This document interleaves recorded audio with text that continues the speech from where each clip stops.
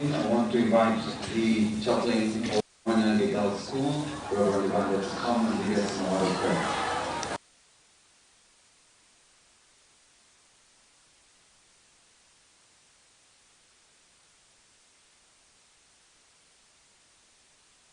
Made, and we are glad and grateful to you that you've given us an opportunity and to see it. We want to thank you, King of Glory, for this a wonderful occasion and a memorable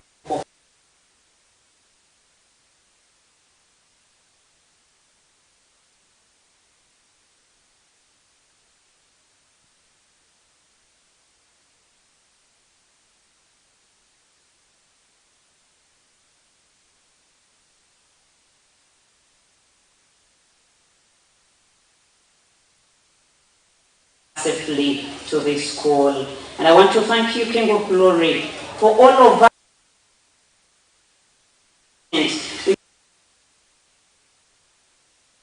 that diocese and all of us that are here present.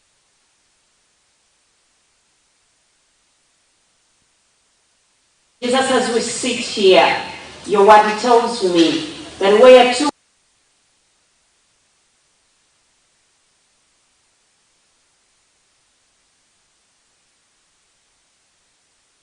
noise that is not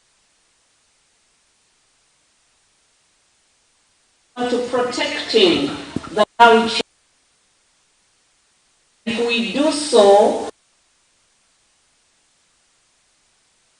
as parents, Lord Jesus, we are going to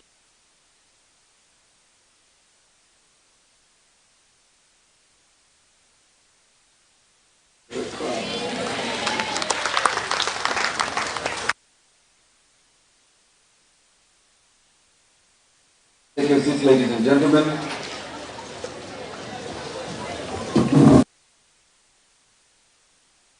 Minister of Education and Janet Kataha Museveni, the Right Honourable Minister for General Duties and also our focal lead person for the SDGs in the Ministry, the Office of the Prime Minister, the Honourable Right Honourable Justin Kasule Lumumba, the UN Resident Coordinator, our Excellency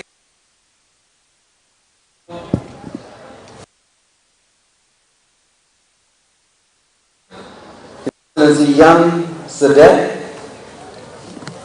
the UN Resident Representative Abigail Msemburi, Representative in Charge Ms. Margaret Taliva, members of Parliament who are present, and Mama, I thought we would recognize these members of Parliament today. Members of Parliament said they would come here and show their support for maternal health, and they are the champions in Parliament.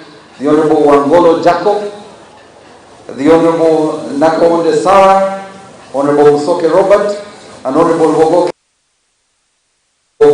Kulaya Andrew. Please stand for recognition. I'm told you're seated on the other side. The Honorable Members of Parliament, thank you so much for coming, and your team of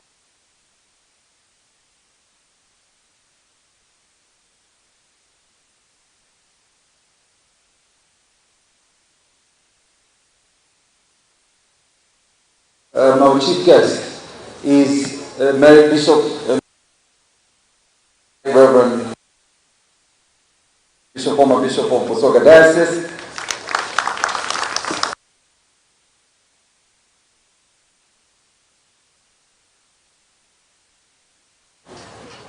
Head teachers, and these are very, very important people in the conversation we've been having over the last 2 days. May I request the head teachers to stand up for recognition?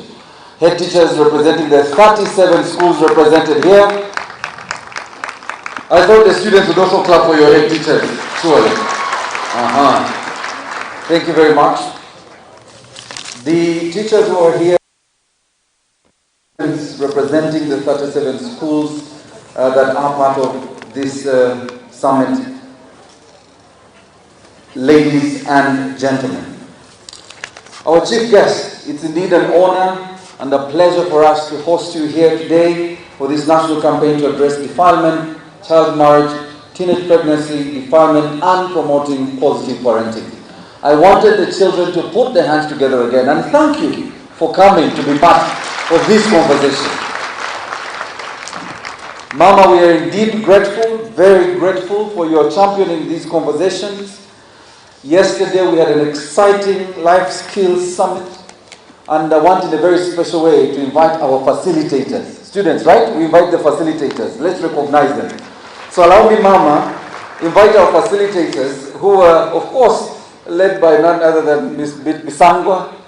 Please come. You need to lead us. And all the other facilitators, please come. Ronnie Habasa, Eki Okrut Paul, David Samuel, Frida Robert, Rachel Inetwe, and Juliet Naseje. Please come forward. Let's come. Please come in the sun so that we can see you. Not in my tent, in the sun. Yeah. Round of applause, ladies and gentlemen. We want to make sure Mama can see you.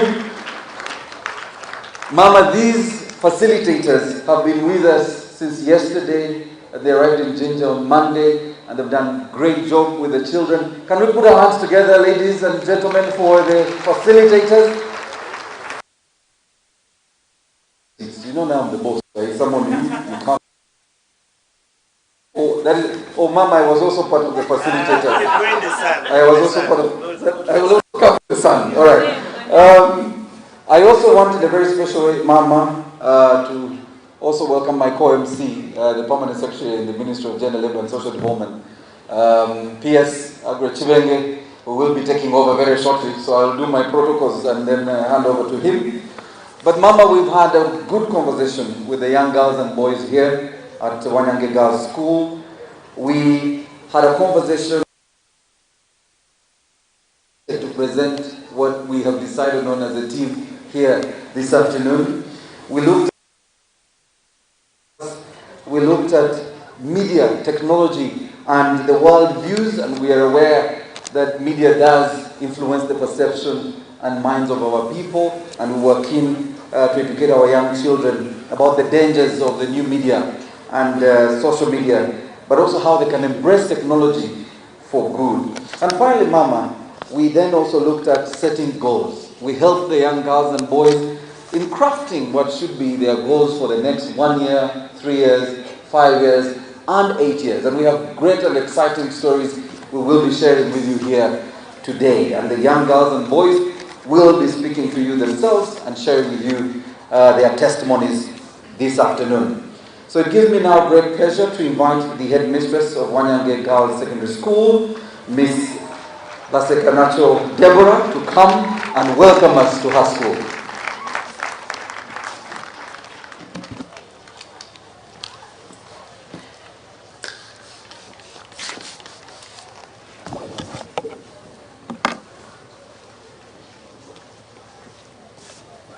Thank you very much. Our guest of honor this afternoon, Mama Janet Museveni, all distinguished guests, as the protocol was observed.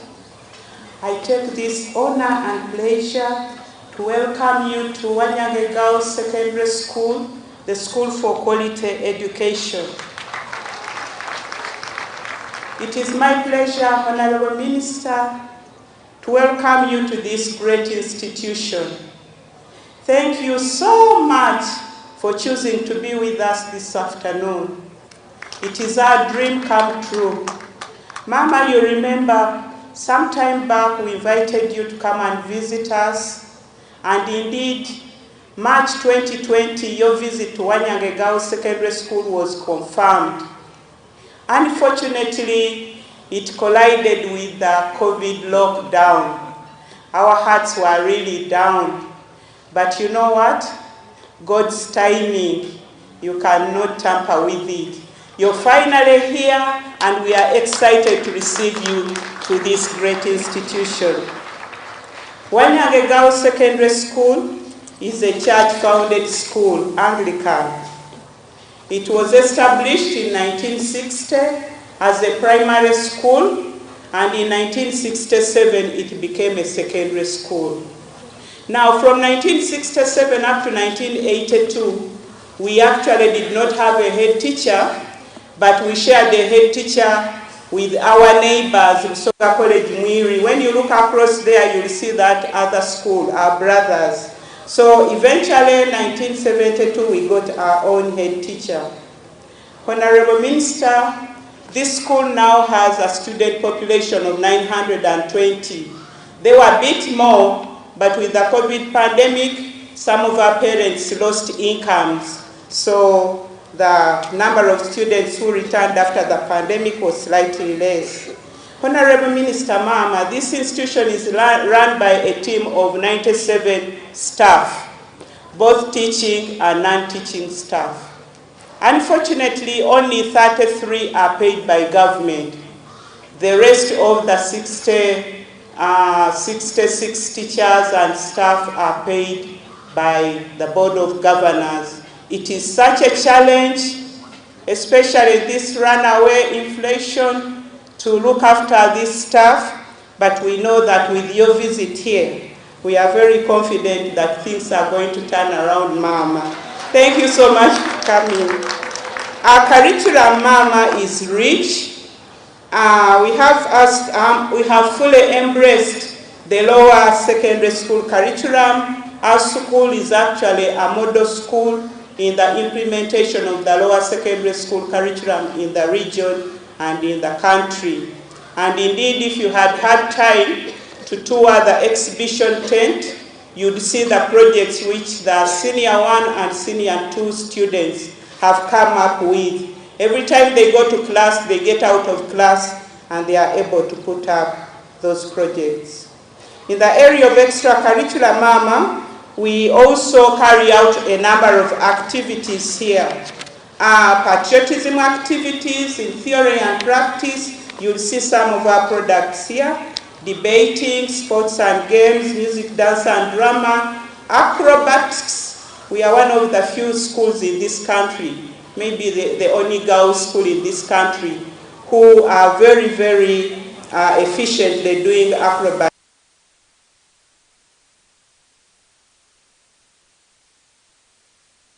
Here, 6 a.m. aerobics.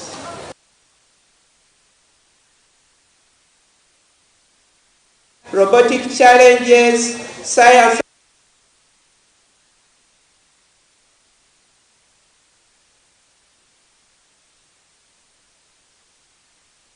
A tree planted over 30 acres of trees. We are looking for a donation of seedlings to plant another 30 acres of trees.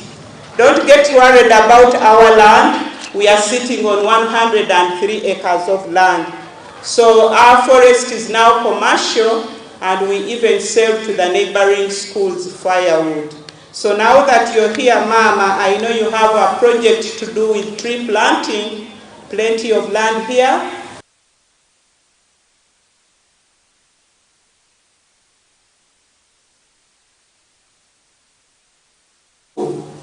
This is our area of special interest, Mama. The students are very keen and competitive, and this has been seen in the performance of our students in the national examinations, especially in the O-levels. Mama, on average, 97% of our students are able to pass mathematics, biology, chemistry, and physics. This is way above the national.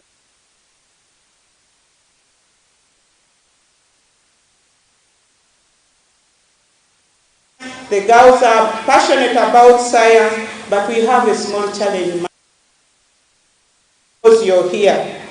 We do not have a science laboratory. We do not have science laboratories. Those girls shouting are passionate. If it's not protocol and COVID and Ebola, you would have toured our science labs. Constructed over 50 years ago, very tiny, dilapidated. The only thing that you see there is the have nowhere to carry out the scientific experiments as they would love to. Mama, your coming is a dream come true for our science department. The younger ladies of Wanyange Girls Secondary School need laboratory, because I know that you're going to consider our school for science laboratory this financial year. Students, please clap for Mama. In addition to Wanyange Girls Secondary School, out of the 430 schools we have in the Busoga region, only 3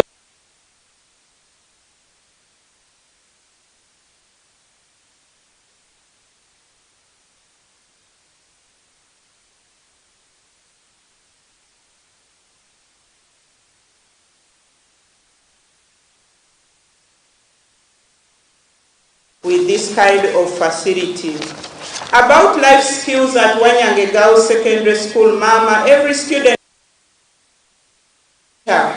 who is a member of the teaching staff. These act as parents of the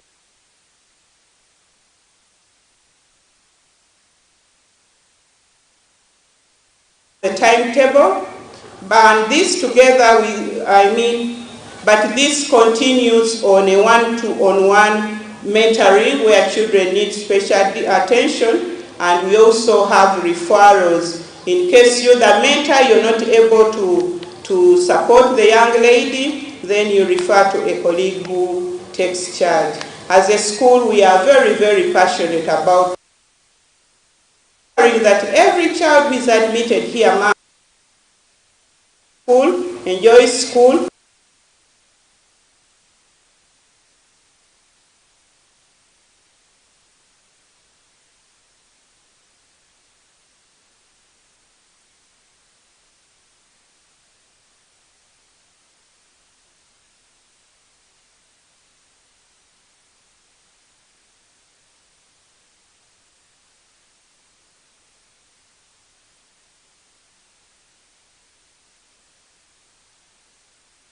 all the time. Indeed, most of our girls are able to finish school.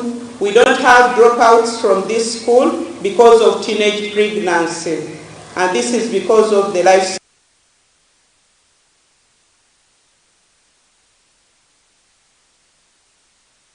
Yes.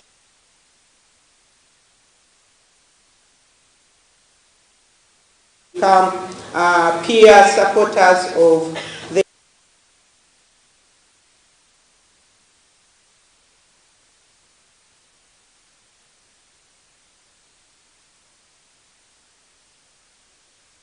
patron, and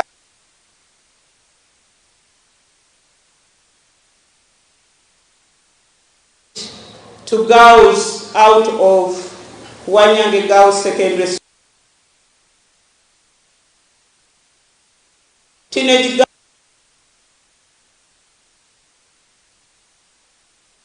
some of them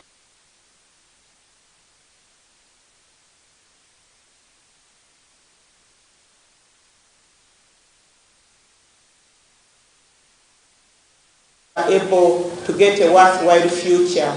Some went to TTC, others went to nursing school. One of them became a bursar. One of them is currently a director of a primary school, and we have one who has just completed university as a secondary school teacher. Mama, we are very proud of that project. We are proud that we given up on, and they were able to rescue and give them worthwhile futures. Mama, we also have scholarships in this school for girls from Uganda district, because it is one of the disadvantaged districts in our region of Busoga. And Mama, guess what? Your home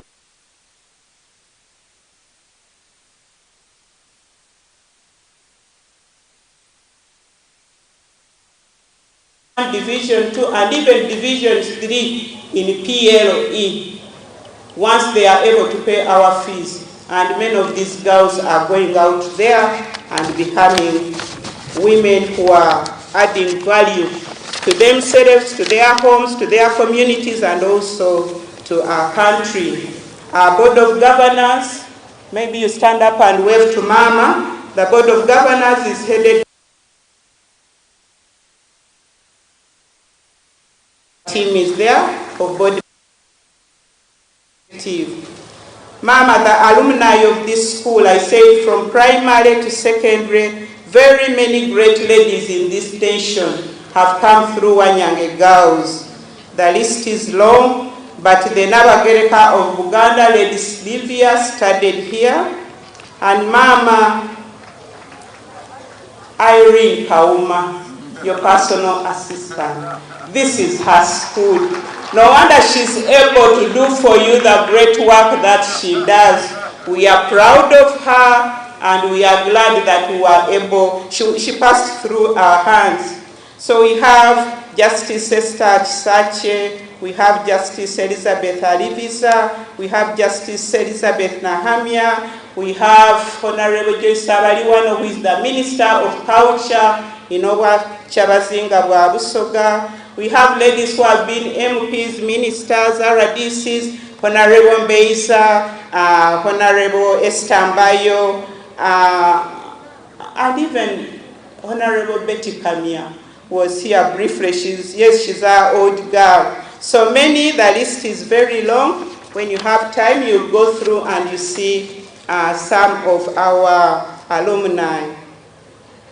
As Wanyange Girls, in addition to the challenge of the laboratory, Mama, you saw the long list of staff who are not on government payroll. We need support. Our buildings are as old as 1960. They are as old as a primary school that was set up then for 40 students. Now we are 1,000 students. We need to fit in these buildings. The new curriculum requires a different seating arrangement, so we are not even able to fit in our classrooms. The facilities are inadequate. We still have asbestos on buildings in this school, Mama. Our health, the health of the young ladies and the health of the members of staff. On my report that I gave you, I even attached some of the pictures of these things that are challenging us. So I know you look at it, and with your kind heart, I'm confident that you're going to do something about it. Mama, ASHU Affairs, Association of Secondary School Head Teachers of Uganda.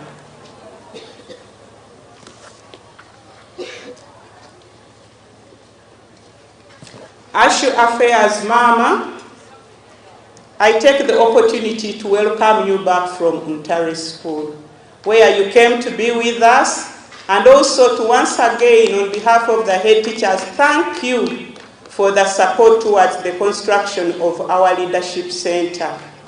In that same meeting at Untari School, Mama, I was also elected unopposed as the first national vice chairperson of ASHU. Thank you for your prayers, Mama, and I know that you're going to continue supporting us to engage head teachers and also to transform the welfare of the head teachers in this country.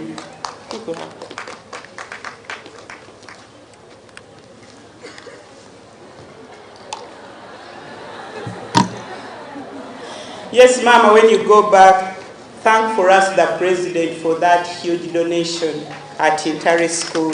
We don't take it for granted. Early this year, Mama, I was also appointed by the Office of the President to coordinate patriotism activities among the secondary schools in Jinja City. I am humbled for that appointment.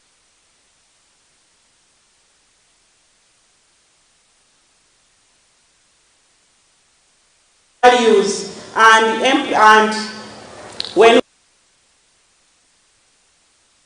with the discipline of the young people, supported us with sensitizing the children to love themselves, to love their community, to love their country, to be hardworking, and most importantly, to protect our environment. So patriotism is so dear to me as a person. It is so dear to us as the girls of Wanyange Girls Secondary School, and I think we are going to make a presentation here, Mama, for you to see some of the things we do with the girls. We are working with a senior patriot to compose the patriotism anthem in Uganda, because we don't have a patriotism anthem, and if there is time, if the protocol allows, the young ladies of Wanyange Girls Secondary School will sing for you that anthem this afternoon.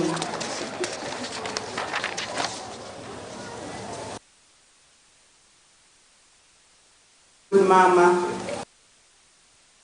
again for coming. Thank you for your support for the girl child. Thank you for being a champion of the girl child in Uganda. Together, we must protect the girl child and save the nation. Finally, allow me to once again introduce as their national vice chairperson. Head teachers, please stand up and wave to our honorable. The teachers of Wanyange Girls Secondary School, all staff of Wanyange Girls Secondary School, come in the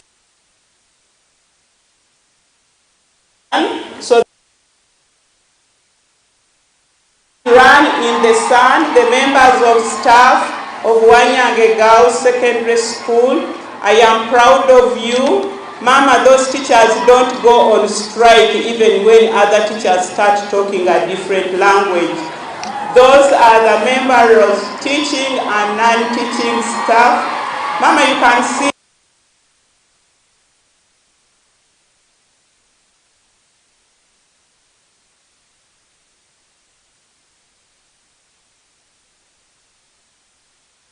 welfare and discipline. Mr. Bogere, raise your hand where you are.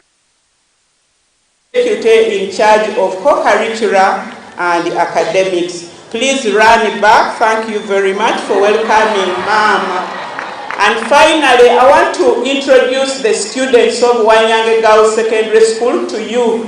Please stand there, students, and wave to Mama. And I want you to run. Yes, those are the powerful ladies of Wanyange Girls Secondary School. Mama, on behalf of the Wanyange Girls Secondary School community, we have a small token of appreciation. Appreciating you for choosing our school to host this important training for our young people. Appreciating you for eventually coming to Wanyange Girls Secondary School. But especially as a teacher and a parent, to appreciate you for the passion you have for the girl child in our country, the passion you have for the young people in our country. Thank you so much. Our theme for Wanyange Girls this year is derived from Jeremiah 29, verse 11, for I know the plans I have for you. Thank you so much. My name is Deborah Basekanacho, Mrs.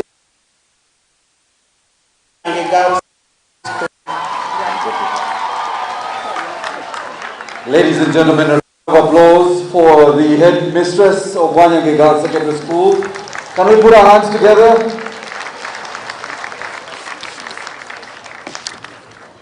Thank you very much, headmistress, for welcoming us to your wonderful school. We want to thank you so much for hosting us since yesterday, and of course the technical team since the other day. And we thank you so much, and that is your appreciation on behalf of the Wanyange girls to the First Lady. Ladies and gentlemen, another round of applause. Thank you, Mama. Thank you very much. From the Wanyange girls, can you clap for Mama? She has received and accepted your gift. Thank you so much.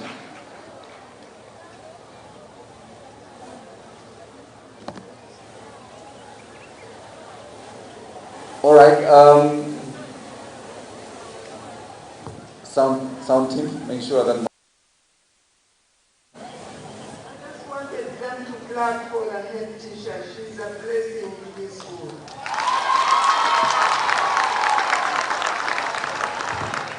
Thank you and God bless you.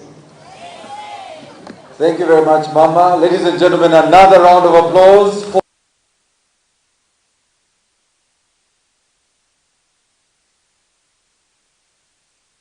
teachers here for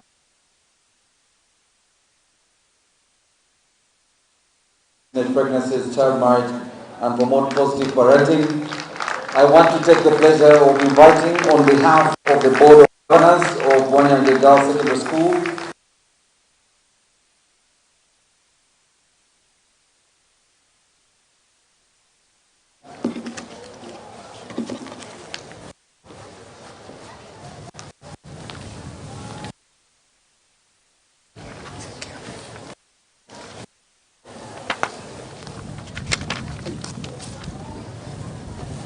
Thank you, Bwana MC. Our chief guest, the Honorable Minister of Education, but also the First Lady of Uganda, Honorable Janet Kataha Museveni, our own Minister of General Duties, Honorable Kasule Lumumba, the Lord Bishop, Honorable Janet Kataha Museveni, our own Minister of General Duties, Honorable Kasule Lumumba, the Lord Bishop Emeritus of Busoga Diocese, Right Reverend Dr. Mike Choma, members of the board of Wanyange Girls, all head teachers who are here, protocol observed, ladies and gentlemen. What a beautiful day the Lord has made. Our chief guest, on behalf of the Board of Governors and the entire fraternity of Wanyange Girls, welcome to the school where we empower a God-fearing girl child that fits in the global village. I should explain that our school is not typically this crowded, but the size and spirit of today's gathering is just a small reflection of the deep devotion of key education stakeholders in the Busoga region. It reflects as well the way that your message on teenage pregnancy has touched so many people across our region and around the country. Honorable Minister, today we mark many fasts. This is your first visit to this school. And you are also the first Minister of Education, together with the Vice President and the Prime Minister, to be champions of the girl child. I believe the excitement you are hearing around your visit must be attributed not only to your role as a minister, but to your unique qualities as a person. In your humility, your embrace of simplicity, in the gentleness of your words and the generosity of your spirit, we see a living example of Jesus' teachings, a leader whose moral authority comes not just through words, but also through deeds. You call on us to address defilement, teenage pregnancy, and promote positive parenting.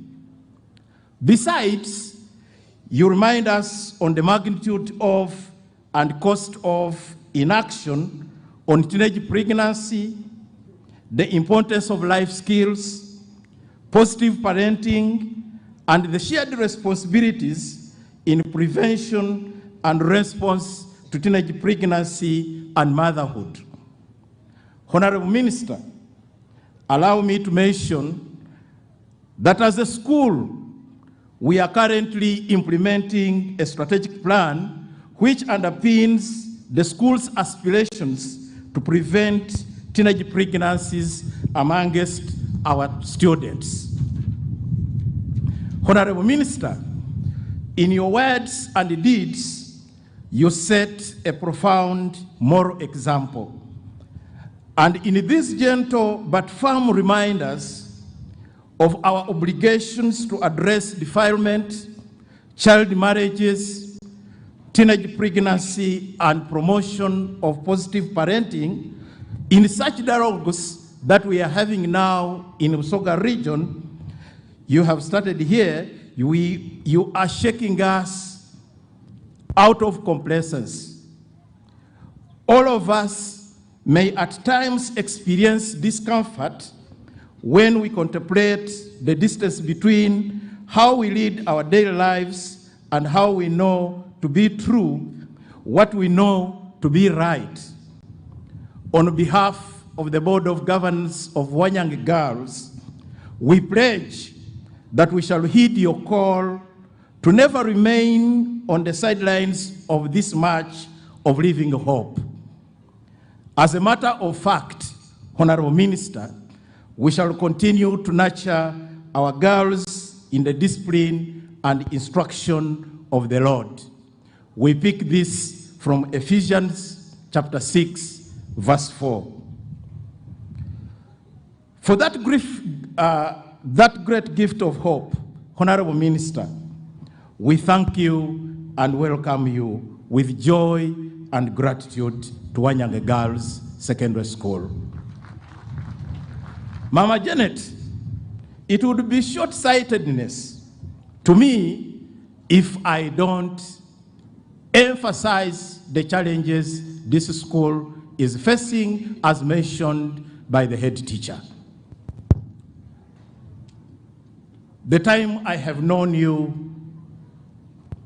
Honorable Minister, you are a person of an open heart. We think we can start a conversation over these challenges affecting our mighty school. Given the open heart that you have,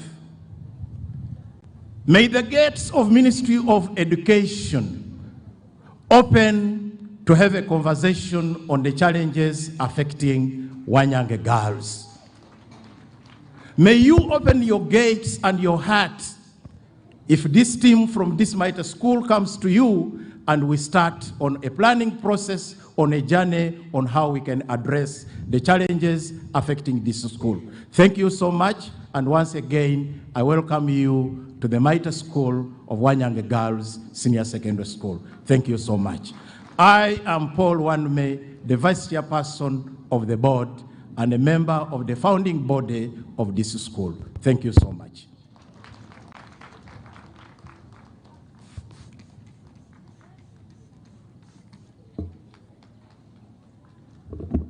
Ladies and gentlemen, put your hands together once again for the board that has made commitments here. Our chief guest, we have probably the largest group or gathering of young men and women this region has seen. About 2,400 young girls and boys, our chief guests, are gathered here, and I want them to clap for themselves for having come to join us. Round of applause. Our chief guests, they come from 37 schools in the region, and we are excited that all of them could be with us for the last 2 days. I now take the pleasure of inviting the Ginger City Northern Division Mayor, Mr. Ayubu Abika, to come and address us. You're most welcome.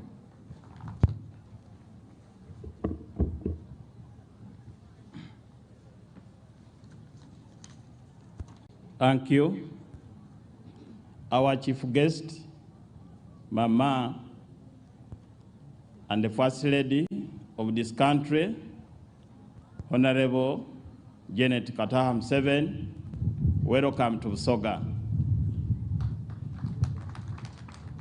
Mama, protocol observed. Before your coming, before your arrival, the temperatures were very high. But the fact that today you are seated here in Busoga, Busoga is calm, and everybody is excited, and we are very happy. Thank you so much for coming. Mama, in this region, we are very much happy that you have generously handled the education sector by offering what is required to ensure that schools do prosper, the teachers work as a team, and the parents as well. Thank you so much for whatever you are doing for this country. Mama, here in Busoga, and generally for the schools that are in Busoga here, we want to thank the Ministry of Education and the government of this Republic of Uganda at large for supporting education, especially in giving grants and other necessary requirements. Thank you so much. We do appreciate.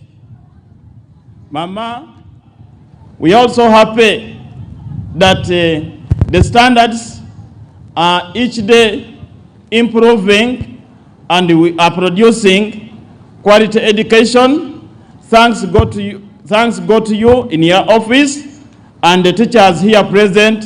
Thank you so much for the good work, especially when it comes to Busoga. We are very grateful. Mama, we also happy most schools in Busoga, most schools in Uganda, you find that you have provided good room. The government schools are progressing. The private sector, you have given room, and there is cooperation, there is teamwork, which is helping us to push ahead, and we are so much excited. Mama, as the area leader, I want to register this to your table. There are people, especially in these areas, who have proved to be bad-hearted. Some people have started grabbing school land, especially where they see that schools have big chunks of land, and this needs your support. Mama, I therefore move that a committee or commission can be put in place to help to fight against the grabbing of school land, to ensure that there is continuity. This is going to help us very much. Mama, we are very happy with our teachers who are doing noble work in various schools, and therefore I do request that if there is a special program for teachers, especially who are upgrading, please, Mama, we request it can be given priority. Mama, I'm Wabika Ayop, Mayor, Jinja State Northern Division, and this is the area where you are seated. We are happy that our scholars are doing what they can to ensure that the environment is conducive. Mama, allow me as I wind up to introduce my team that I work with. Here with me, I have, Mama, I am gender sensitive. When I was forming government at division level, I chose a lady who is the deputy mayor, her worship, Namaganda, Susan Nguna. She's there, she can wave. Mama, here with us we have the district leadership, Jinja District Local Government, represented by the Vice Chairperson, Honorable Veronica. She's here with us. Thank you so much. Mama, finally, we want to thank you so much for sending us a vibrant team, a committed team, especially the team that is representing the office of the president, the other CCs. We have the other CC, Jinja City, here with us. We are very happy with him. He's doing us good work. We have the other CC in charge of Northern Division, Madam Lydia. We are very happy she's working with us very well. We have the other CC in charge of Southern Division, Fande Segawa. We are happy they are doing very tremendous work in this area. We want to thank you so much. Thank you for loving Ipsoga. We salute you so much. God bless you. Wish you journey masses. Thank you so much. And best regards to the head of the state, His Excellency, the President of the Republic of Uganda. Thank you so much. I beg to submit.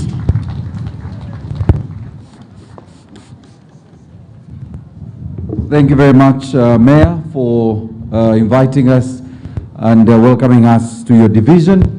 Ma'am, as the head teacher had said, we have our very young girls here who are ready to show you some of their skills. So I want now to turn to our acrobats and allow you to present to our guests and our chief guest and your fellow students. Over to you.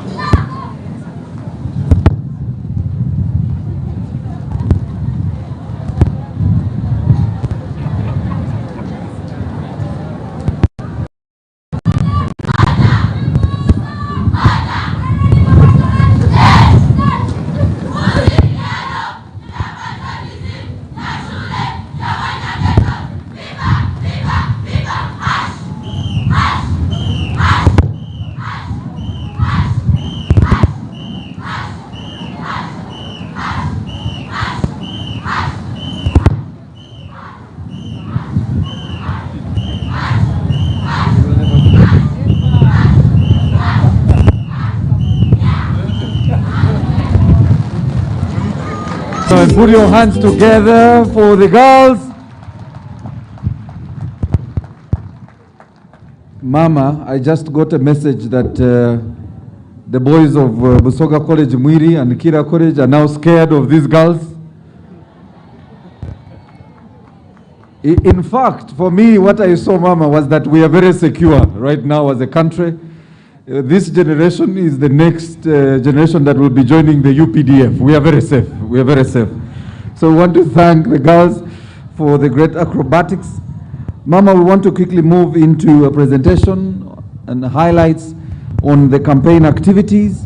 And I want to invite Ms. Beatrice Bisangwa and Ms. Margarita Teliva, the representative in charge of UNICEF, to come and run us through the highlights of the campaign activities. Ladies and gentlemen, round of applause.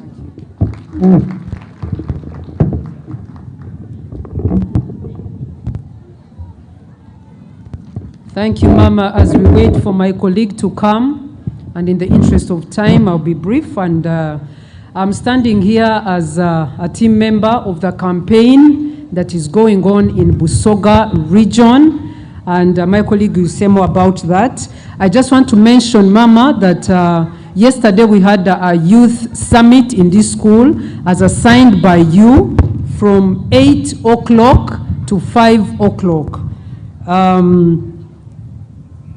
We had over 2,500 students from 37 schools representing the 11 districts of Busoga region. We want to thank you, Mama, for being passionate about this. Where are the facilitators?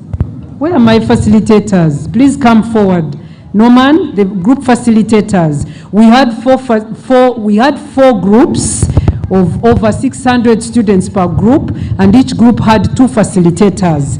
And we were equipping them and empowering them to be able to make right choices within their rights. And we were amazed at how impressionable these young people are, because they want complete information. They want truthful information. They want to know information that can equip them and tell them that they are able to be disciplined. They are able to control their emotions. They need to be purposeful. They need to have a dream. They have a destiny. They are the future of this country and Africa. We are looking to them for this. And so they were ready. They were ready. At some point, Mama, we asked them what their choices were, who were ready to focus on their dreams, to manage media, because it is the biggest influence right now, media and peer influence, and to be able to stand and sexually wait until their time so they can focus on what really matters. And Mama, as you guided, we had printed cards, True Love Wait cards. And when we asked those who were ready to wait, Mama, we ran out of cards. They signed and said, we want to wait, and we can wait. And so yesterday we achieved a lot. I want to thank the team. Mama, before you is an amazing team of young people that volunteered to work with these students. We even have Zabuli. Zabuli, can you step forward? Zabuli is a young lady that kind of made wrong choices in the past, but changed her mind and is now an ambassador and an advocate of abstinence for young people in school. Thank you, Zabuli. The rest of the team, Mama, will meet you as they take a picture with you. I would like to thank all the people that have made this possible. I want to start by thanking the school. The head teacher was very supportive. They gave us the place, they guided us, and the teachers of Wanyange Girls School, please put your hands together.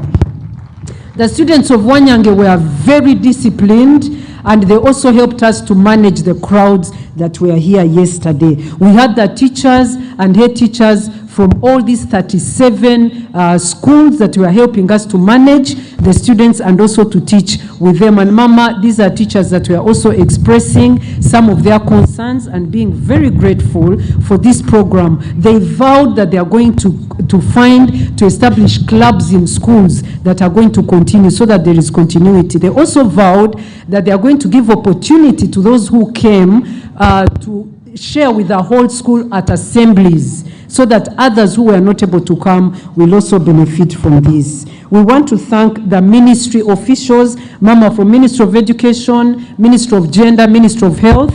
They were working with us as technical people. We want to thank the UN family that has worked with us from the beginning and are also here. And we want to thank the young people for committing to develop character, to develop value-based character so that they are able to achieve their goals. They committed to be critical thinkers, and they set their goals, and they wrote down their dreams, and they said that we are going to meet them a few years, and they'll be telling us what they've achieved. Thank you, Mama, again for this, and thank you for everybody that has made this possible.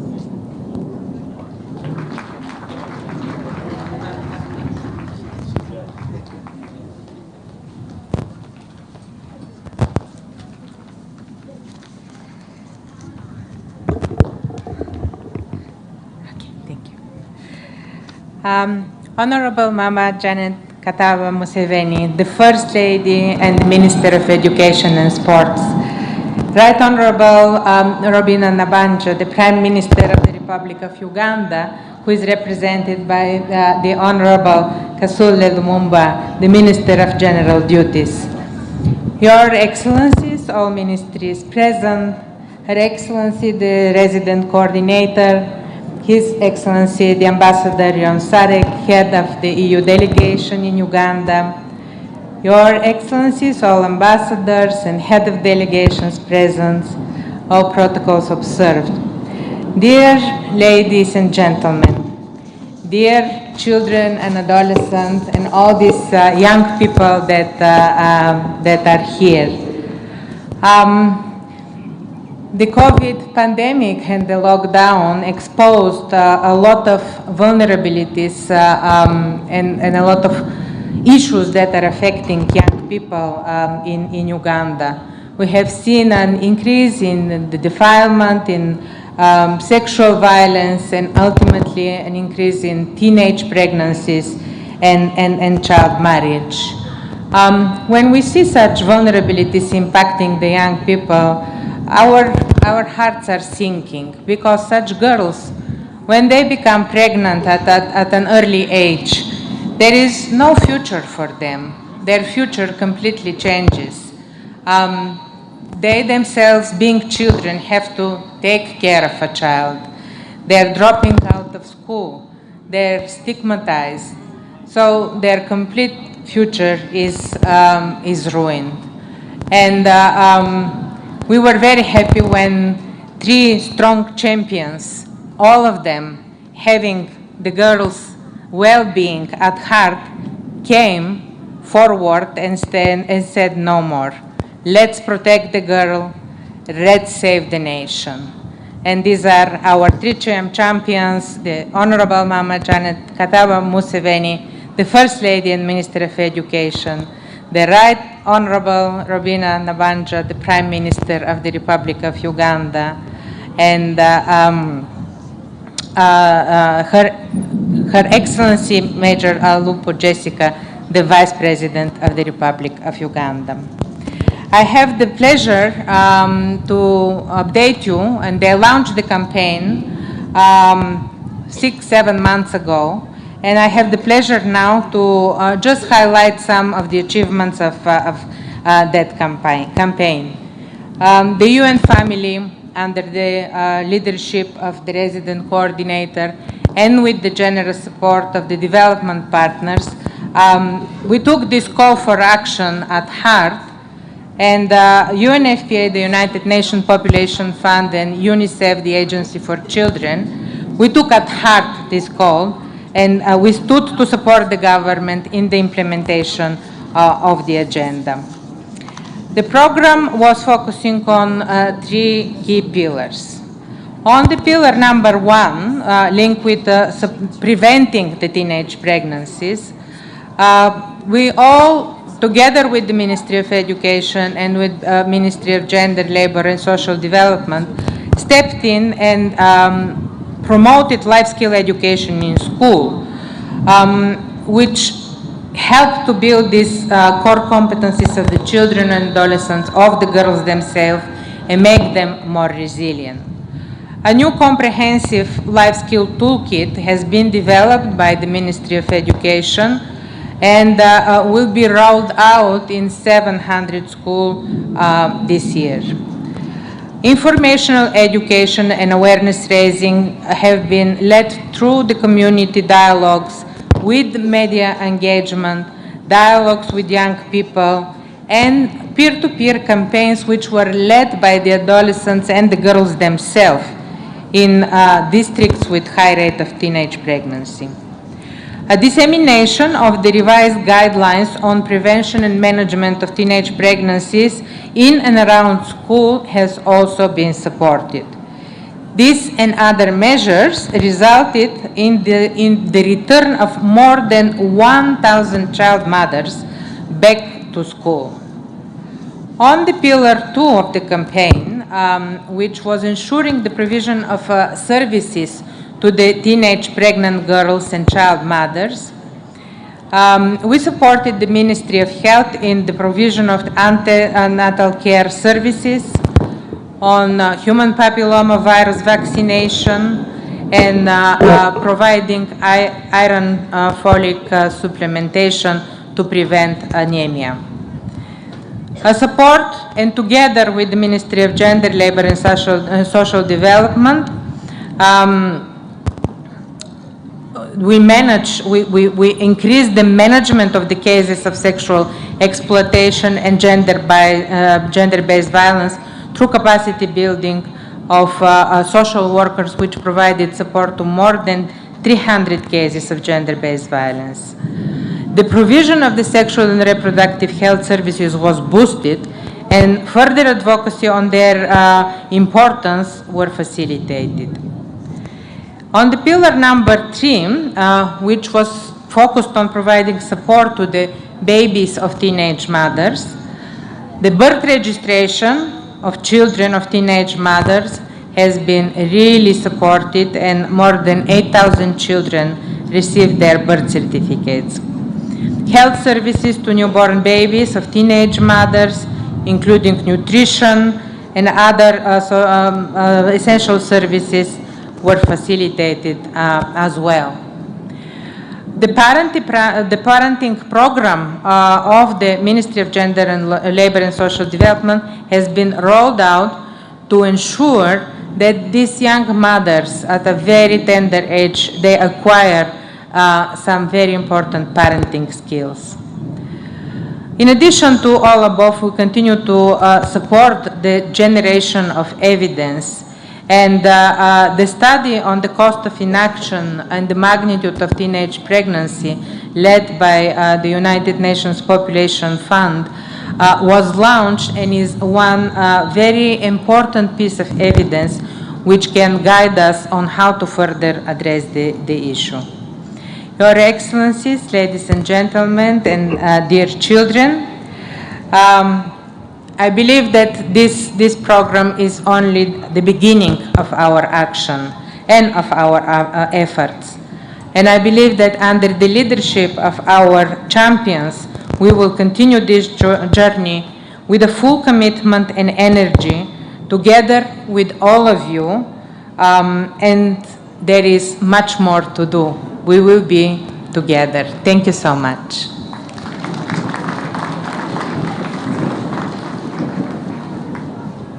Thank you very much, Margarita and Beat, for sharing with us the highlights of this campaign and why we are here. Our chief guest, Mama, it is one thing to say we are here because of the girls, or the boys and the girls who are here with us. So I want to now turn to those girls and boys to tell us their story. And I want to invite 3 very special representatives of the entire group who are here. I want to begin with our head prefect from the Wanyange Girls Secondary School. You're welcome, Miss Achom Mabel. Please come.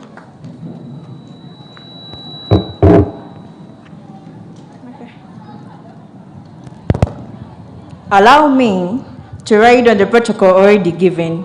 Good afternoon. My name is Achom Mebo, the head prefect for Nyange Girls School, and I am humbled to address you all on this occasion. On behalf of the students, I welcome you all to Nyange Girls School, the School for Quality Education. And in a special way, allow me to welcome you, Mama Janet, to this our school, because your coming here in person bears paramount testimony of your love and concern for us all. You are welcome.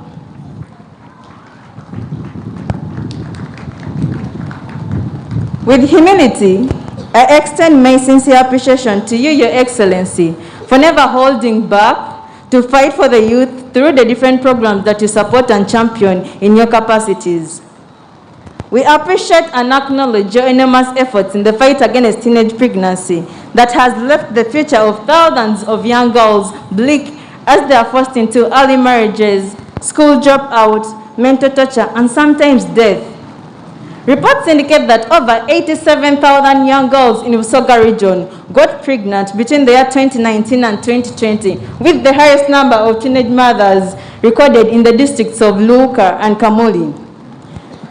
Honorable Minister, this indicates that there is a dire need to save and support the girl child, and it is upon this that we request you, as the Minister of Education and Sports, to continue providing platforms where girls, parents, teachers, and boys are sensitized on how to make the world a safe zone for the girl child. We also request that strict laws are put against offenders like the male figures that impregnate young girls.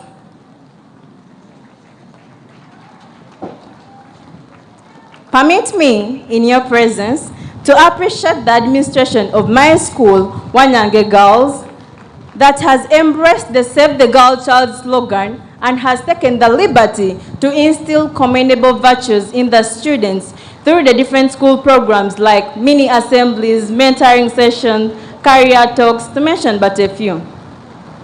Your Excellency, words cannot express our gratitude towards your initiatives that impact on us, the girl child. Thank you so much for being a voice for us, for it is something that has made us embrace the strength within ourselves and realize our full potential. Ladies and gentlemen, imagine this world without the girl child.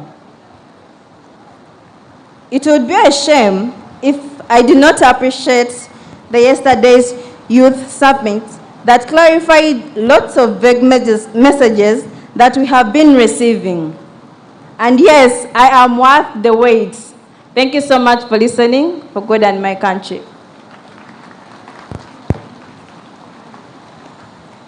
Thank you very much, Mr. Chom.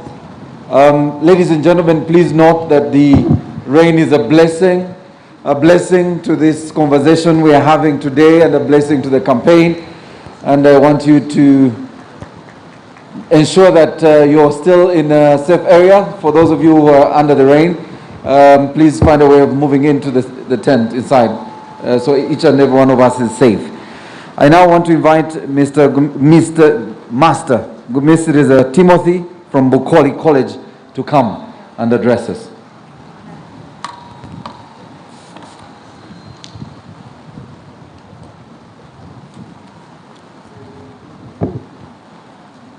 My name is Gumikiriza Timothy from Bucoli College, Bujiri, a senior 5 student.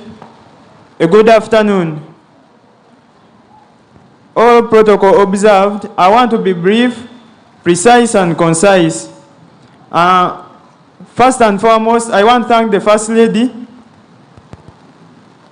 as well our Mama and Grandmama, for loving us by sending us the many facilitators who have conveyed a really good message to us. And as well in this message, for me, I've learned very many things. One, I have learned that I should set my goals, as earlier said by one of the speakers. For me, I set my goal as completing my senior 6, going to the university, and when I get there at the university, I want to get a degree in economics, and after, I want to proceed year after year till I get a PhD That is my goal, I said. So this is to you all youths. Please set a goal. That's my goal.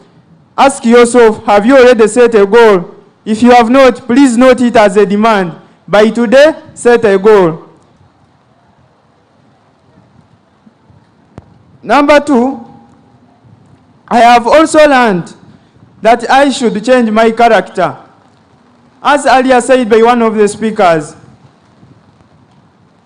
one of our facilitators who has been here and was a facilitator in my group, that's Zaburi, she changed from bad to good character. And that has given her a future. And now she's a teacher who got a degree from Makerere University. Really, God exists. Clap for that. Number 3, I learned that my life is my responsibility. Our mama, before I proceed anymore, I will be cheating myself on behalf of my fellows, not to say thank you. Please, students, support me by clapping.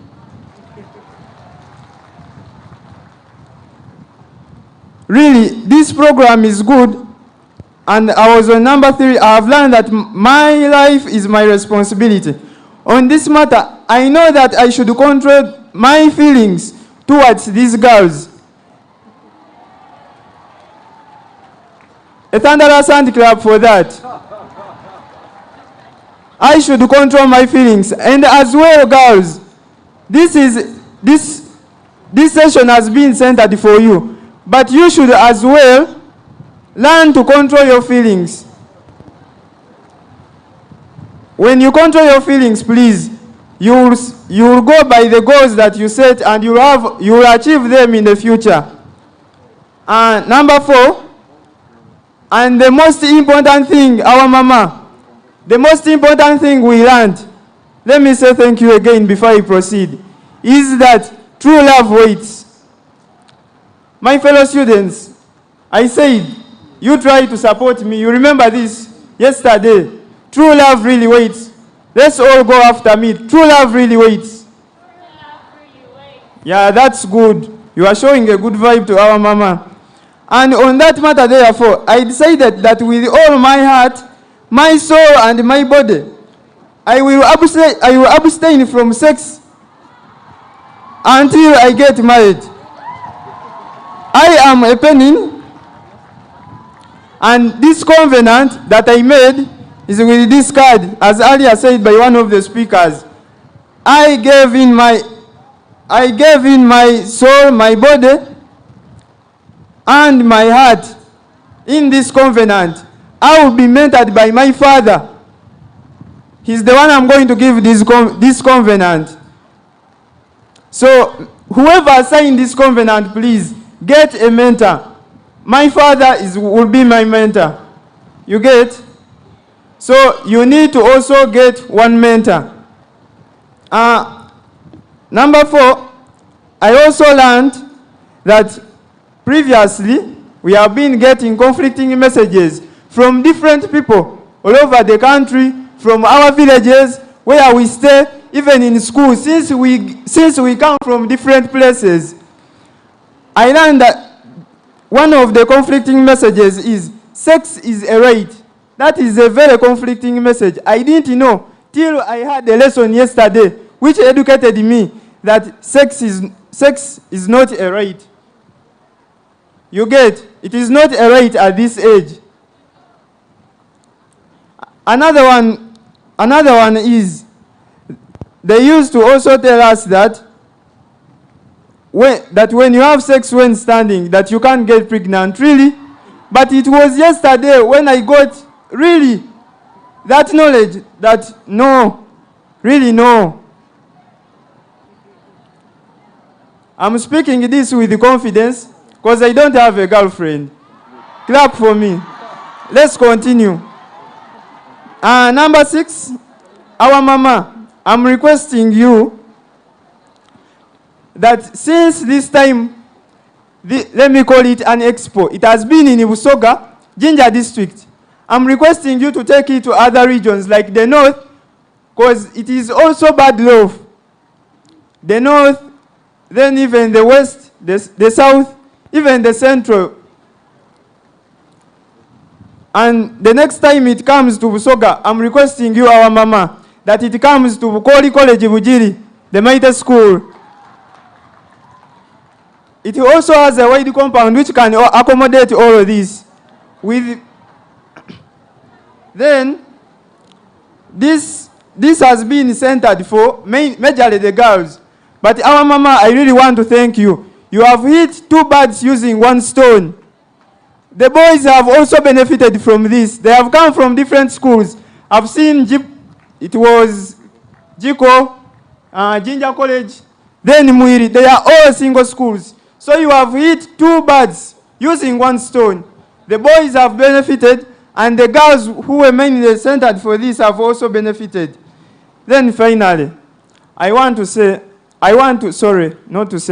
request that please, together with my fellow students from Bukoli College, despite the fact that it's raining, I'm requesting you to come here. Let's wave to the mama, then we go back and sit. Stand up and wave from wherever you are. Thank you for listening. I remain Gumikiriza Timothy, a student from Bukoli College, Bujiri.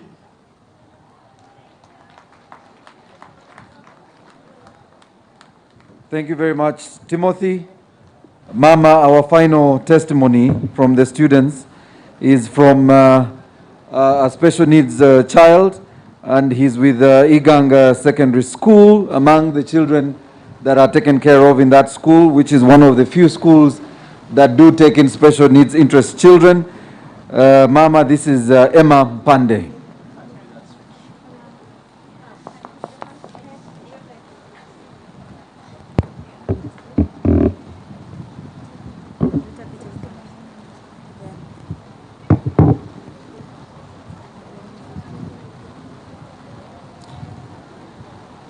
The Minister of Education, special dignitaries, distinguished guests, ladies and gentlemen, a good afternoon.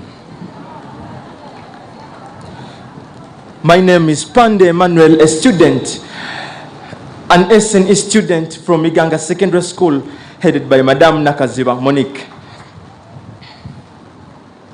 I believe quick fixes are not the right options. The title of my speech this afternoon is that the importance of abstinence from sex until the time is due. In the COVID pandemic, we witnessed a sharp increase in the number of pregnancy cases, and what is saddening, petrifying, and at the same time traumatizing, this was among girls in 18 years.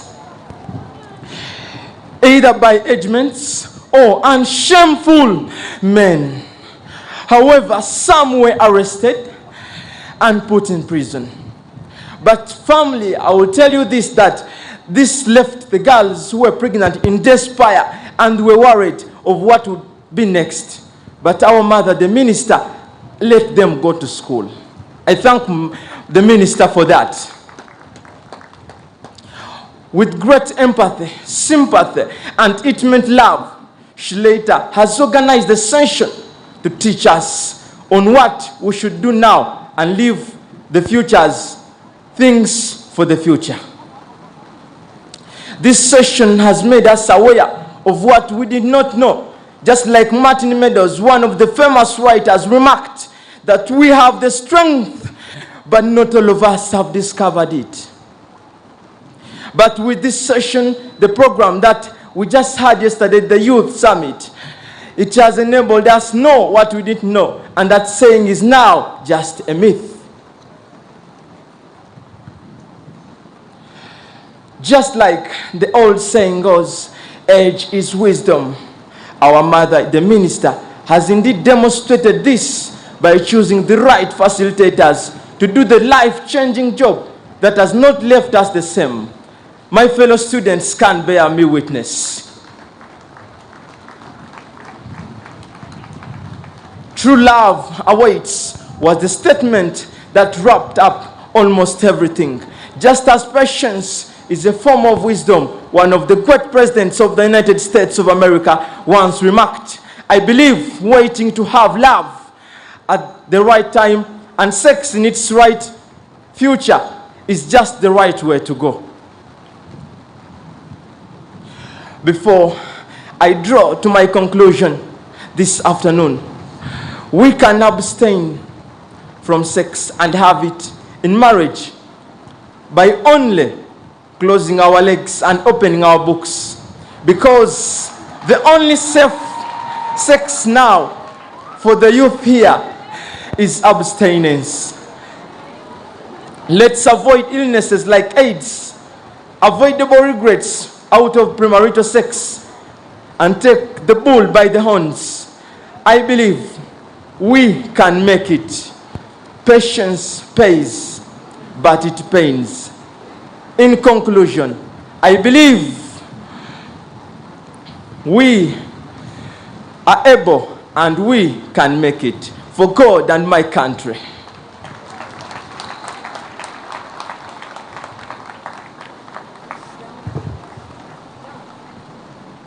Students, can we put our hands together again for our testimonies? Mama Emma Pandey is blind, and I was reading his Braille speech here. For those who are probably watching, and Mama, we are live on UBC, and those who are watching at home were probably wondering how he was doing it. He had his speech in Braille here with him, and we want to thank schools like Iganga Secondary School that do take in children with special needs and continue to train these children, our children.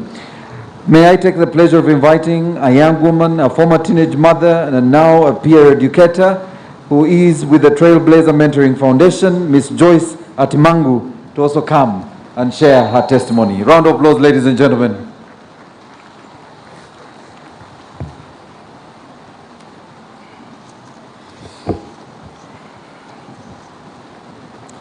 The First Lady of Uganda, and also the Minister for Education and Sports, Mama Janet Kaguta Museveni, the distinguished guests, the dignitaries, all protocol observed. Ladies and gentlemen, I am glad to be part of this regional dialogue. My name is Joyce Atimango, and I'm the founder and Executive Director of Trailblazers Mentoring Foundation. And I'm standing here as a former child mother. But first of all, I want to take this opportunity to thank Mama Janet Kaguta Museveni for championing this national campaign to address defilement in teenage pregnancy, child marriage, and promoting positive parenting in Uganda. And as a mother of the nation and Minister of Education, we appreciate you as the champion for the adolescent girls in Uganda. Thank you for carrying this mantle. My testimony is going to be short because of time. And I stand here today to share my experiences. They are negative experiences as a child mother. I got pregnant at the age of 17 years while in senior 4 vacation and dropped out of school. I am a second born of 4 children coming from a very humble family. Both my parents are alive right now, but retired civil servants who are working with Ministry of Health in Mulago Hospital. And at that time, both of them were serving government. As an adolescent girl, I was faced with the challenges of growing up. I had a lot of excitement, there was a lot of curiosity, and I was under influence of peer pressure. I started engaging in premature relations that ended where I ended up becoming pregnant. At that time, my mother was very busy also pursuing her career and spent most of her time in school. And my daddy was an absentee father. My parents were never there at the time that I needed them most, to guide me, to counsel me, and even my older brother was equally young. So I relied a lot on my peers for guidance and support. I believe in whatever they told me because they were readily available, and I spent most of my time with them. With the wrong peers around me, I did all wrong things an adolescent should have stayed away from that resulted into pregnancy. I studied in Ginger, in College. I know I have OBs and OGs here. Yes, I was in College, Wairaka, and that is where I was trained. Much as I was very active in co-curricular activities, and I was very good with sports, I lacked the information of growing up. I didn't know the repercussion of early sex, because at that time we really did not have people or mentors who were there to speak to us about the repercussions of engaging in early sex, about having good morals, about making very good decisions and the consequences of making wrong decisions. During my vacation, I involved in sex, and at the time when I joined my senior 5 at 15 years, I didn't know that I was pregnant, and yet I had missed my period. So you can see the challenges of not having information. So for me, I thought it was regular because I used to miss my periods. It was until a medical checkup was conducted and I was discovered pregnant. Young people who were here, at that time, I was confused. I was expelled from school, and I did not go back home immediately because I feared facing my parents. I wanted to run away very far where nobody knew me. However, I had a challenge of not having money with me. So I was forced to travel back to Kampala from Tororo. And of course, the first person I wanted to tell was the boy who was responsible. But however, he was not helpful at all, because instead of giving me money, he told me to go back to my parents. If I'm killed, let me be killed. After all, they are my parents. And of course, life was never the same. I went through very, very negative experiences. I was abused. I was chased from home. I was called all kinds of names. My parents were laughed at. I was stigmatized. I spent most of my time in the house because each time I saw my other colleagues, my friends who were going to school, I would break down and cry. So life was never easy for me. My father was alcoholic, and you know what that means. That he would go and specifically drink for me. And when he would return, I would be out sometimes up to about 1 a.m. or 2 a.m. At one moment, of course, I told you my clothes were thrown out of the home, and I had to leave home for some time. But I ran to my aunties, and I was brought back. And what is saddening is that the boy who was responsible denied the pregnancy. So I went through all these negative experiences alone. I cried several times and regretted the wrong decisions that I made. At that time, I had lost hope of returning to school and didn't ever expect that I would get the opportunity to return to school. Of course, the following year, I gave birth amid these challenges. I was already young. Lucky enough, because my mom is a nurse, she placed me under the care of an experienced medical officer.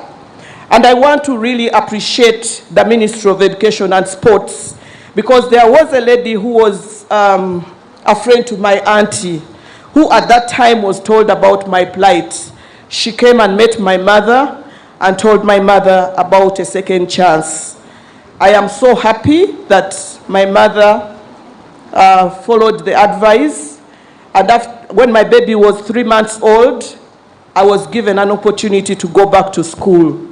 but I was in a day school. The girls and boys who are here, it was a horrible experience, balancing school and being a mother. I missed school several times when my child was sick, and that affected my performance. But because I had learned the negative experience, and because I knew I only had this second chance to make things right, I read the whole night to be able to have a better future for myself and my baby. I am happy to tell you that later on, I joined the university and I graduated as a teacher. And as a teacher, I joined Dabani Girls School, and that was the time when PSA was introduced.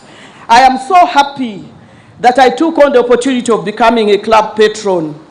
And while there, I was also a class teacher and a dormitory mistress. So I took this opportunity to mentor girls, to share with them my experience, to counsel them, but also to instill values in them and interest them to focus on education. This is where I discovered my passion of turning my negative experiences into positive action. I then started advocacy work at that age, talking to parents to give a second chance to their daughters who had become pregnant and bring them back home for those that had chased their children. So in 2014, when I returned, I started Trailblazers Mentoring Foundation with a vision of ensuring that all girls are in school, empowered and enjoying their childhood. I didn't start with money because I had a passion. So I started this with zero funding. And now with the support, I am happy that right now we are in 23 districts of Uganda. And of course, doing a lot of work around mentoring girls.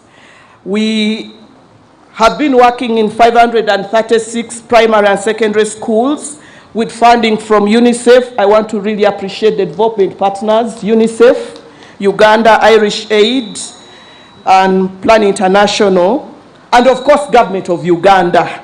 My colleagues are here that we have been working very closely. The Department of Gender Unit, Basic Education, HIV and AIDS and Counseling. We have really worked a lot with them to empower, to mentor, and to support the girls and boys keeping school.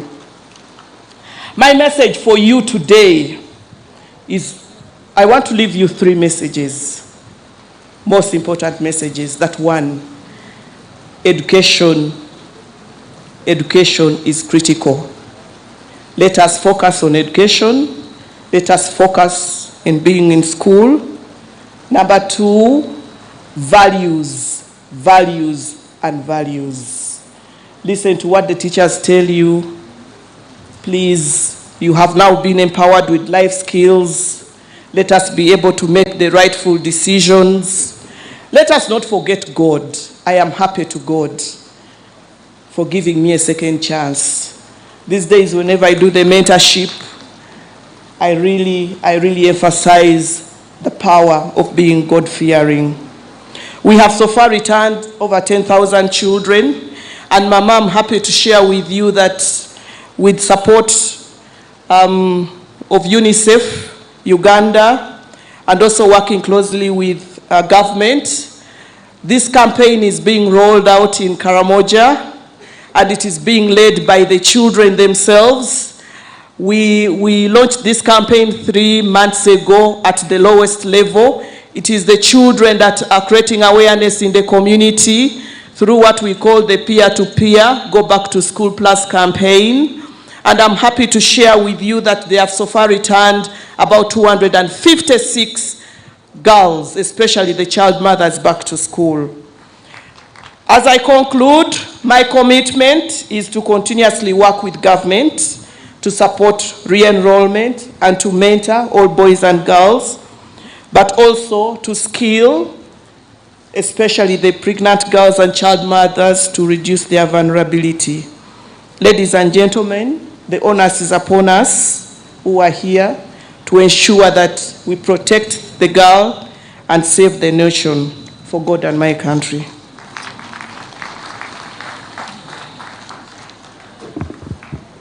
The girls and boys, I didn't hear you clap for Joyce Atimango. Mama, you could hear a pin drop in this part of the tents because as her message was sinking in, each of them must have, tried to put her story into their own lives and tried to reset the conversation in their own lives for the betterment of their future. May I now take the pleasure of inviting our great David Chibenge, the Permanent Secretary Minister of Gender, Labour and Social Development, to come and take us to the next stage of our program.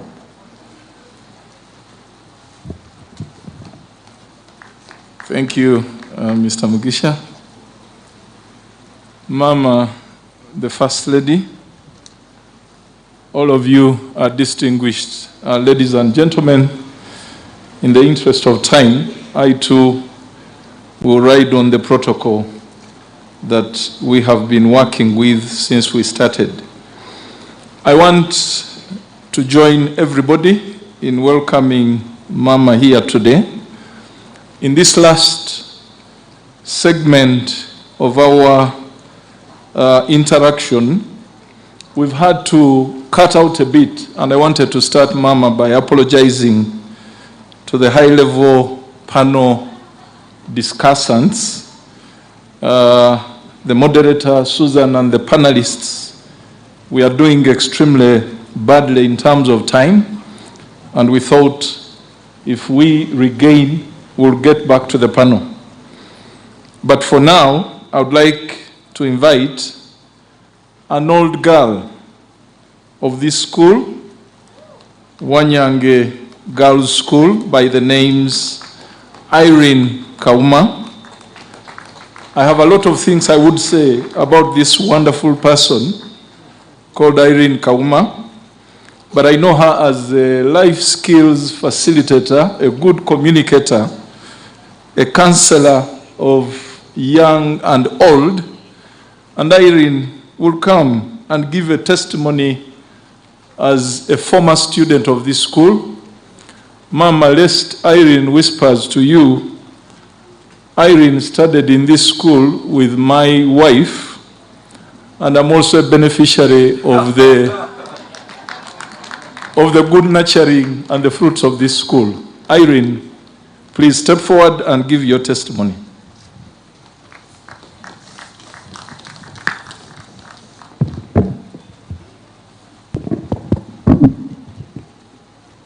Thank you. Mama Janet, the First Lady and Minister of Education and Sports, Honorable Kasule Lumumba, Minister for General Duties in the Office of the Prime Minister, the UN Resident Coordinator, and the UN family present here today, the EU Ambassador, the district leadership, teacher Deborah, and your staff, all the teachers from the other schools, students of Wanyange Girls' School, and students from the other schools. What a joy to be at Wanyange Girls' School today. Tusangaire mama, webale kuida Busoga, webale kuida Wanyange, tusangaire okubona. I was in Wanyange Girls' School from 1984 to 1987, from S1 to S4. And I was in Lake Victoria dormitory. Are there any people from Lake Victoria? Please make some noise. We are the ones giving a testimony now. And it is here in Wanyange Girls that I made the most important decision of my life. At the age of 13, in senior 1, a decision that changed the trajectory of my life, a decision that defined my entire value system, a decision that gave me non-negotiables. There are things in life that you cannot negotiate, and one of those things is sexual purity. That decision defined who I serve and how I serve. It is in this school, Wanyange Girls, that I began my leadership journey. I served here as a timekeeper. I served as a chapel prefect. I served as a scripture union chairman, and I saw the person I handed over to as chapel prefect and scripture union chairman, Jennifer. Yeah, Jennifer is, maybe you come and stand here, Jennifer. I also saw Lilian Pabulunji. Lily is also my peer. She was here. I don't know whether there are other old girls, but those two that I saw, please come and stand with me at the podium. Now today, I have the highest career honor of serving the mother of the nation. Someone I love and admire so much. She has taught me to love God in a deeper way. She has taught me to be authentic, not to just be an actor, have a public life that is different from a private life. She has taught me to care for others and to live honorably. I stand here today and I have served government for the last 26 years. And it all began here. My leadership gift was identified here and nurtured right here. Not because I'm the brightest or I have a great background. I was actually born a very unwanted child to a teenage mother. My mother was only 14 years when she gave birth to me. She had to resist the temptation to get rid of the pregnancy. Now today, I'm my mother's only child, and I'm no longer unwanted. So young people, abortion is a no-go area. Mama, the microphone, is it okay? Mama, when I heard that a girl here, a student, had committed suicide sometime this year, I invited myself to this school. I called the head teacher. I told her I'm Irene Kauma. I was a chapel prefect. I was a scripture union chairman. I want to come and speak to the girls. And I came. I came with Jennifer and some other girls. And Mama, we spent the whole Sunday here. We preached in 2 services, and we spoke to the girls one by one, those who wanted to be listened to. And Mama, most of the problems that we saw that day stem from the family. Many of the girls complained of an abusive father, a cruel father, a cruel stepmother, an absentee father. Mama, there is a lot of pain and rejection in the family, and we are glad that you're championing this campaign to restore responsible parenting, because we have to begin there. That Sunday, I told the girls that they are illegitimate parents, but they are not illegitimate children. Why? Because God has a plan for every child. For everyone who comes on earth, there is a plan. There is a special assignment. There is a flavor. There is an aroma that you bring on this earth. There is a part of God that you alone can represent on earth. Mama, I also told them about the power of choice. Much as God has a good plan for us, because they told us their theme this year is Jeremiah 29:11. I know the plans that I have for you. They are plans for welfare and not for evil, plans to give you a hope and a future. I told them, much as God has a good plan, the choices you make are very crucial in seeing that plan come to pass. I told them a story When I was at the university as a first-year student, an auntie, in quotes, brought me an elderly man and said, "This man wants to date you." I said, "Date me? What is dating?" He said, "This man is actually a pilot. He will be taking you for holidays in London, in New York, in Cape Town." I told the lady, "You know what? I don't want to go for holidays. I want to study. I'm just a fresher. Why would I've never had a boyfriend. Why would I start with this big man? I don't want that." I said no to that. Just a few years later, I met this same man when I was a young immigration officer. He was seated at the bench waiting for his passport, and he had full-blown HIV/AIDS. Now, young people, I didn't have to fly to London as a fresher at Makerere University. Today, I have flown to London several times. I have flown to New York, to Cape Town, and to so many other places. If you are going to have the plan that God has for you, you must delay gratification. Good things come to those who wait. Young people, your best life is ahead of you. Please don't believe the lie that you cannot abstain. It is a lie. You can abstain. And this is the message that we bring this day, that you can live a pure sexual life. I married when I was a virgin, and I know many of my friends who married when they are virgins. I know many who are not married who are living right. Don't believe the lie that everybody is doing it. That's a lie. You can live a pure life.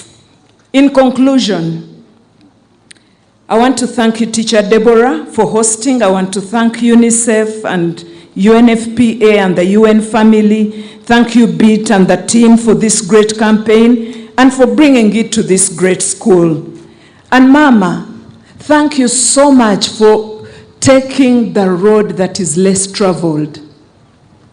That is the road that advocates for the right values. The road that says it is possible to abstain. The road that says sexual purity and integrity are the thing in vogue. And to advocate for responsible parenthood. And Mama, you're not just an advocate of this. You have modeled this all your life. So we call you Mama by choice.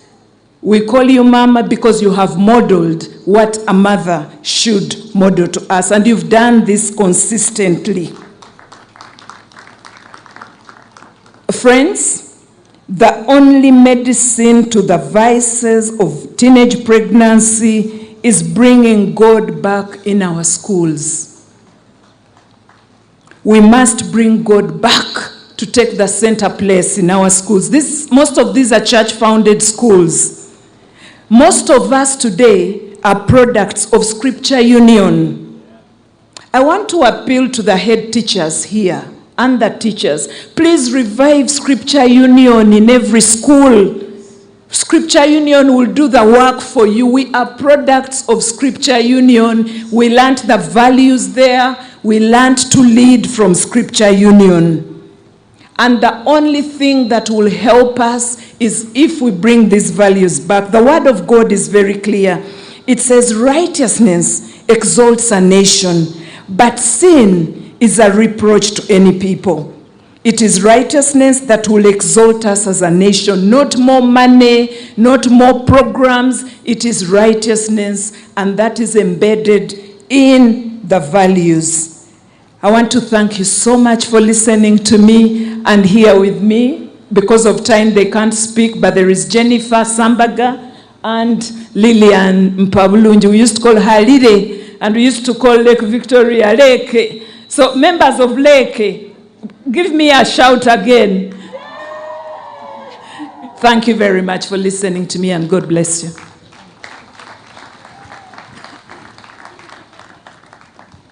Wow, I thought the young people would have clapped loudest. What a testimony. And to all of us, ladies and gentlemen, if we forgot everything about that wonderful testimony, is the point Irene made, that God has a plan for each of us. And it's because of that plan that she is who she is. And it's because of that plan that you'll all achieve what you aspire for. So just keep focused. We will now have resolutions from the summit presented by Ronnie Habasa, who is one of the facilitators, and he'll quickly take us through the resolutions that have been made by the young people as His Excellency, the EU Ambassador, gets ready immediately after Ronnie.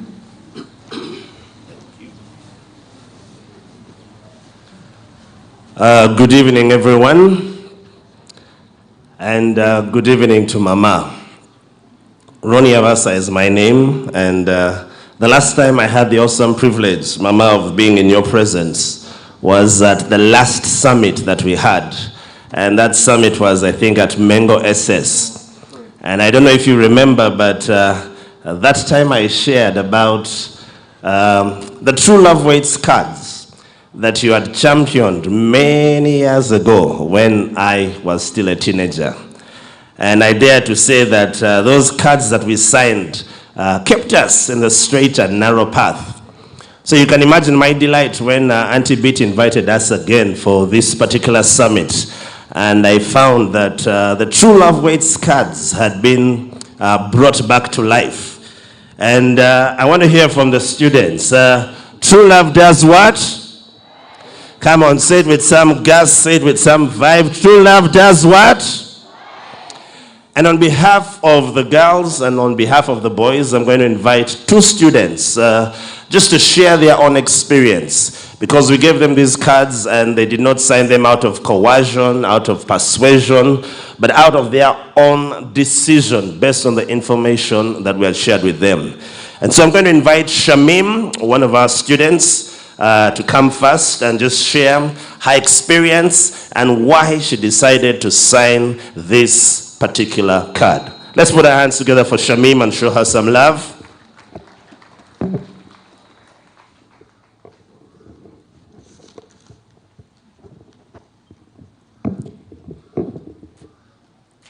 The First Lady of Uganda, Honorable Kataha Janet Museveni, protocol observed.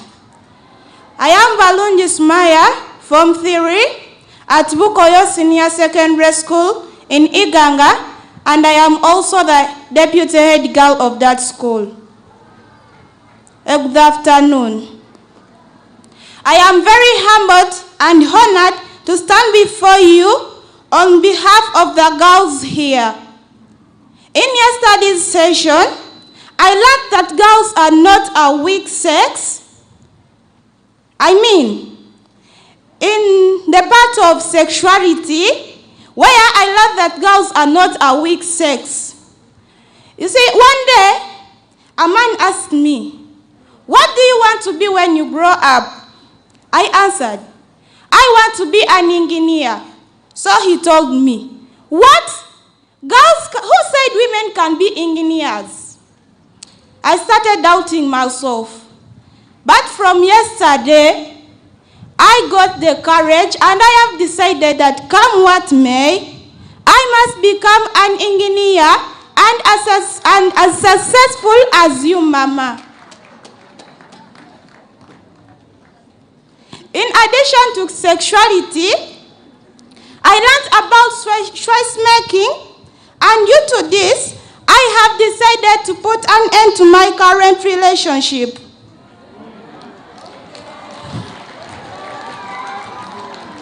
To add on, I, as Maya, made a choice to stay sexually pure until I get married. I have signed a commitment card of true love waits because I realized that a virgin girl is very respected.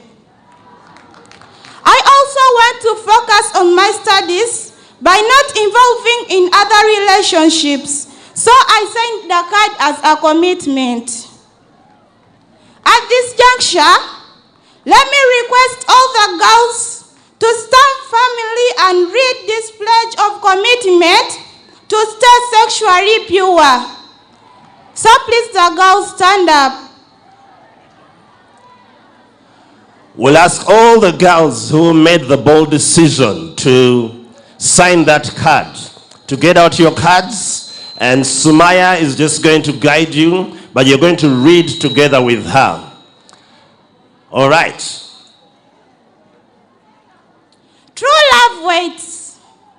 I am a girl, and I believe that if a boy loves me, he must be waiting for me.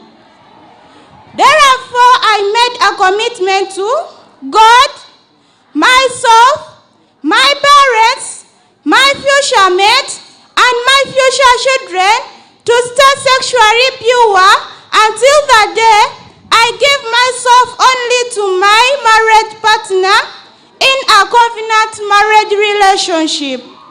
So help me God. Thank you. A round of applause for Sumaya. As Sumaya was speaking, there is a young man who has been chucked. He's not very happy. I don't know if he's from Butiki, from Wiri, from back home in the village. But what Sumaya is saying is, I'm worth the wait. But the boys have also made a decision to stay sexually pure. And on behalf of the boys, allow me to invite Benjamin to come and tell us what he learned and why he made this decision.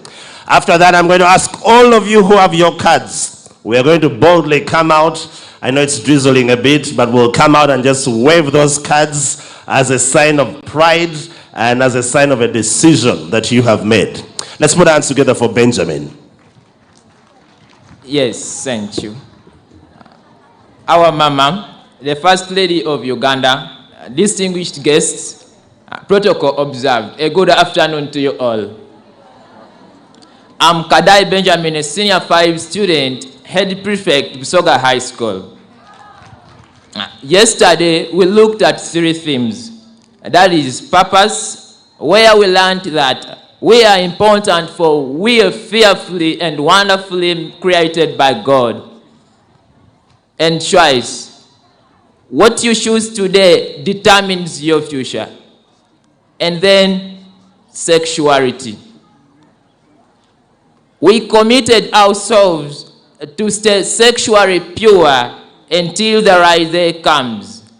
I, Kadai Benjamin, decided to sign this true commitment pledge for the betterment of my future, my life, and my pattern. We teenagers mostly have crushes, but not true love. So I will not allow feelings to dictate my future. I hereby request the boys to stand on their feet and wave to me this commitment pledge. Boys, where are you? Can you please stand up? You first wave it to me. Okay, then we go ahead and read. Come on, let's read together. To love white. I'm a boy, and I believe that if I love a girl, I must be willing to wait for her. Therefore, I have made a commitment to God, myself, my parents, my future mate, and my future children to stay sexually pure until the day I give myself only to my marriage pattern. in a covenant relationship. So help me, Lord. Yes, you can sit down. Yeah, thank you. I remind Kadai Benjamin, Head Prefect, Soga High School, for God and my country. All right, so now finally, I'm going to ask all of you who are here, who made that commitment, not out of persuasion, out of coercion or peer pressure, but out of your own volition, decided to sign that card. We're going to come out so that the world can see us, okay? So I want you to get your card. You're going to be live on NTV, UBC, Baba, Agatari Kung Fu, to mention but a few. I want you to just come running to the center and let's wave our cards. DJ Peruz, if you're there, give me some music and let us proudly show the world that we have made this commitment. Whichever school you're from, the boys and girls in the other tents, get your card, come out, wave them. Uganda needs to see, East Africa needs to see, Africa needs to see, the world needs to see and know that there's still a generation that has saying it's possible, and they have personally made the commitment. DJ Peruz, if you're there, just give me some music for some vibe. I want to see all this proud. And they're not saying they're doing this in their own strength. That is why they said, so help me God. Show me your vibe as you wave.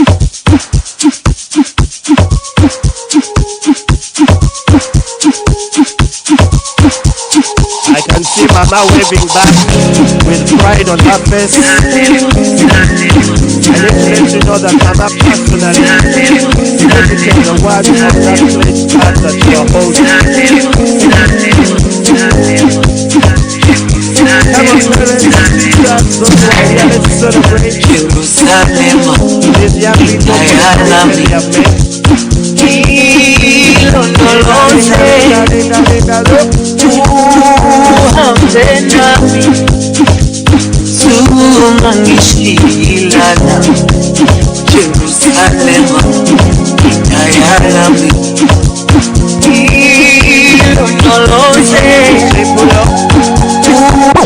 Before you guys go and sit, I see Mama is at her mic. Maybe she just wants to say something to you right now.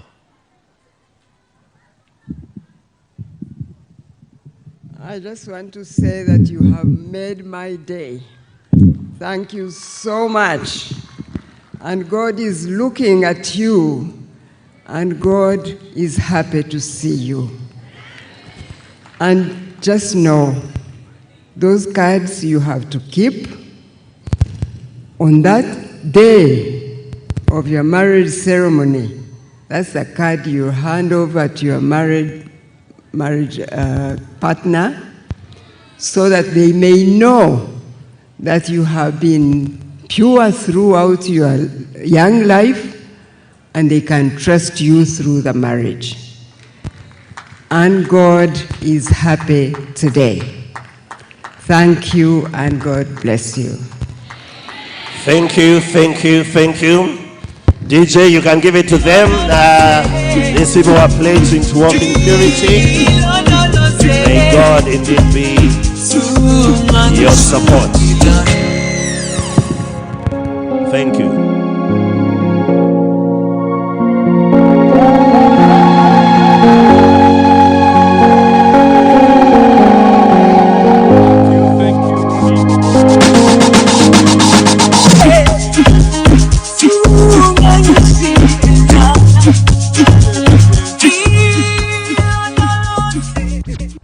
Let's settle quickly. Ronnie, thank you for presenting the young people and the resolutions that they have just made.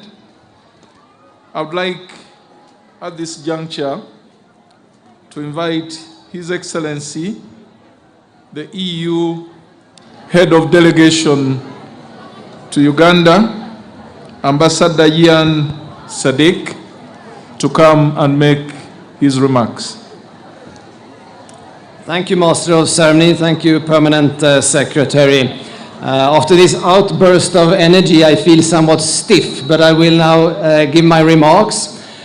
But first, I want to address the dignitaries at this event, and I start, of course, with Your Excellency, the First Lady and Minister of Education and Sports, and the champion and leader of the national campaign, Honorable Janet Kataha Museveni. It's an honor for me to be here with you today. I also address the Right Honorable Minister of General Duty, Kasule Lumumba, a pleasure.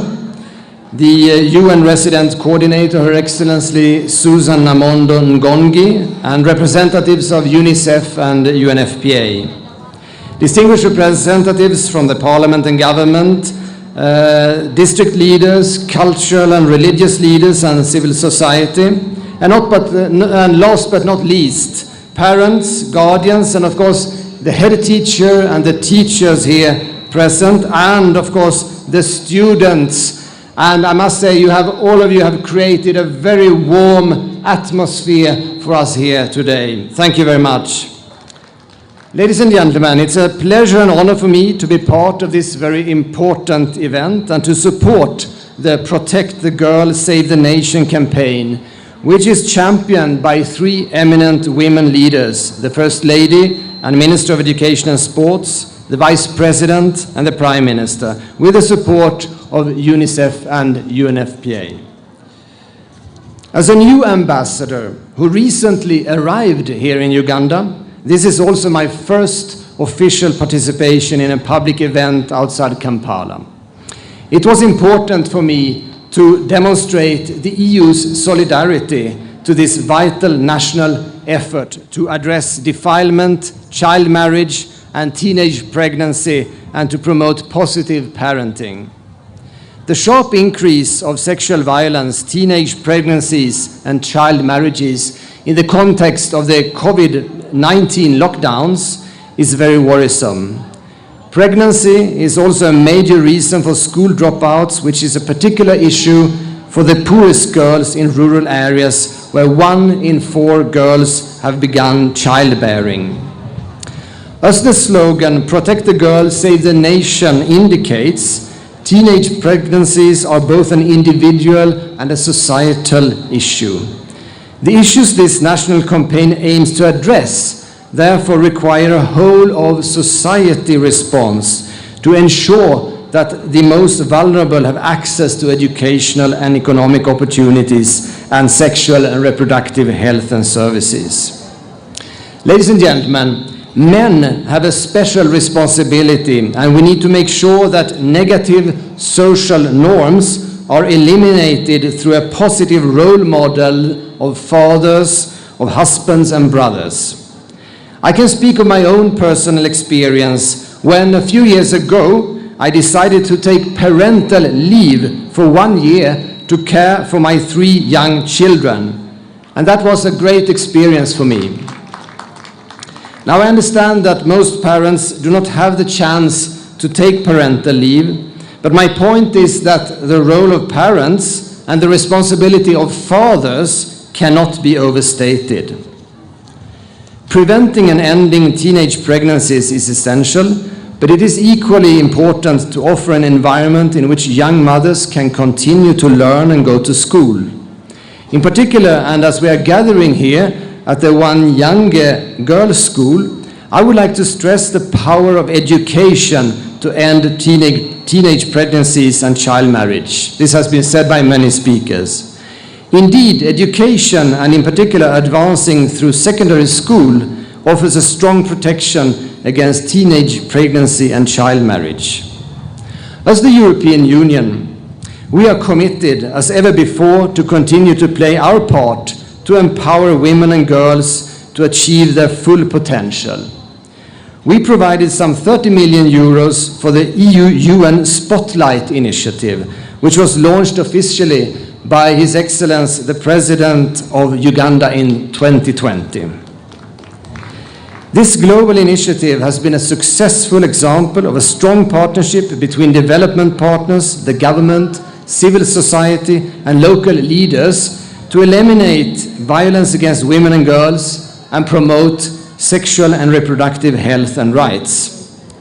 And together with the European Union member states, we will continue our partnership with the United Nations in this area, and this is also a way of supporting the multilateral system without which we cannot address global challenges.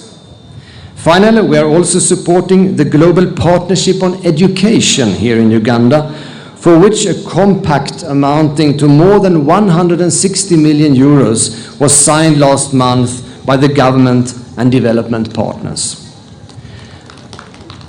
Thank you. To conclude, I wish to thank again the First Lady and Honourable Minister for Education and Sports and the United Nations for organizing this high-level dialogue. And I would like to reiterate our commitment to support your national efforts to offer all young Ugandans a bright future. And let me also say how happy I am, really, to visiting this region and its people, and thank you again for your warm hospitality. It has indeed given me a strong wish to continue to explore your beautiful country. Thanks a lot.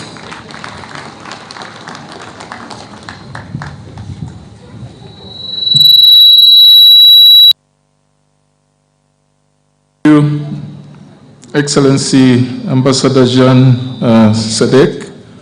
Ladies and gentlemen, we won't waste any more time. I would like at this juncture to invite Her Excellency Susan Namondo Ngonji, the UN Resident Coordinator and one of our very strong supporters of the girl child. You are welcome, Susan. Thank you so much, MC. Can you help? Our champion and the leader of the national campaign, the First Lady of the Republic of Uganda and Minister of Education and Sports, Her Excellency Janet Kataha Museveni. The Right Honorable Minister Justine Kasule Lumumba, representing here the Right Honorable Robina Nabanja, all the officials from government, ministries, departments, agencies, all the honorable members of parliament who could be here with us today, all our development partners, with a special recognition to the EU Head of Delegation, Ambassador Jan Sadek, civil society, cultural and religious leaders, and of course, since we're here, all the young people who are here with us today and their teachers, good afternoon. I am honored to represent the United Nations family in Uganda as part of this first high-level dialogue led by Her Excellency, the First Lady, and her co-champions. Today, we come together to address some very specific stresses and challenges that our girl children are going through. In too many places, including Uganda, we have a problem of teen pregnancy. As has been said by others, the pandemic shone a light on this issue, but many of the underlying problems existed well before the pandemic. We've heard the numbers. 1 out of 4 girls, between 10 and 19, got pregnant pre-pandemic. And during the pandemic, an average of 1,052 girls were getting pregnant every day.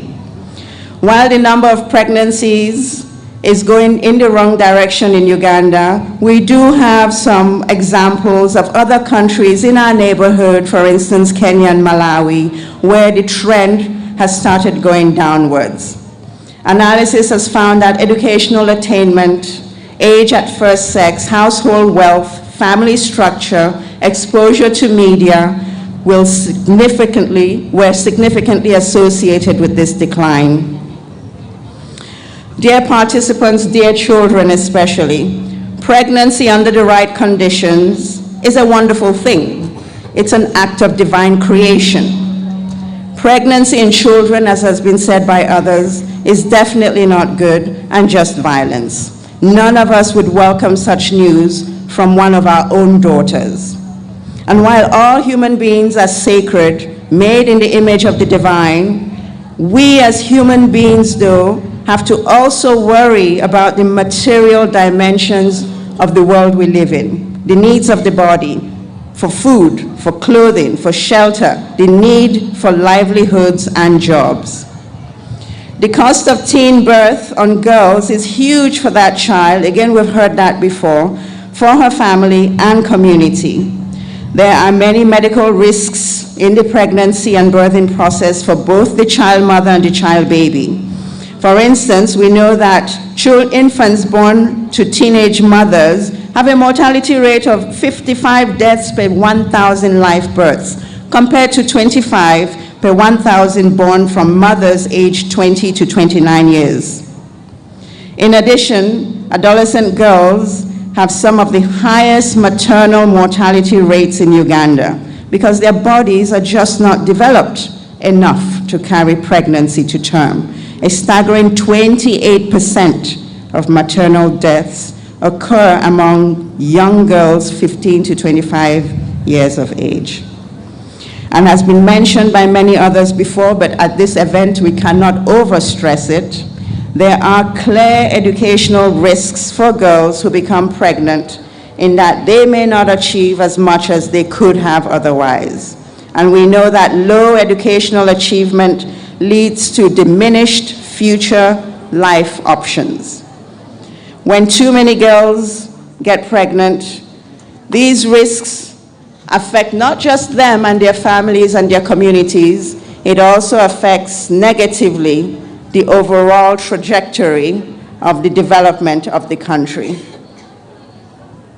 So this is one of those very clear cases, has been said by others, where prevention is better, much better than cure. In fact, prevention is an investment. It is imperative that we find much better ways of helping our girl children avoid pregnancy. And for those who are already pregnant, we need to help them better take care of both themselves and their children. And while it is a duty, we need to look at it as an urgent act of investing in our own future. I have sometimes heard, but not in this event, which is very good, that sometimes when a girl gets pregnant, she's described as bad. And it always shocks me when I hear such a view, because no 10, 11, 15, or 16-year-old gets pregnant by choice. They cannot knowingly accept the responsibilities of motherhood at that age. So pregnancy clearly is a consequence of something else, not a deliberate choice. We can call them naive maybe, but not bad. And when one or two get pregnant, of course, the families have failed in their protection role, but when so many get pregnant, collectively we have all failed.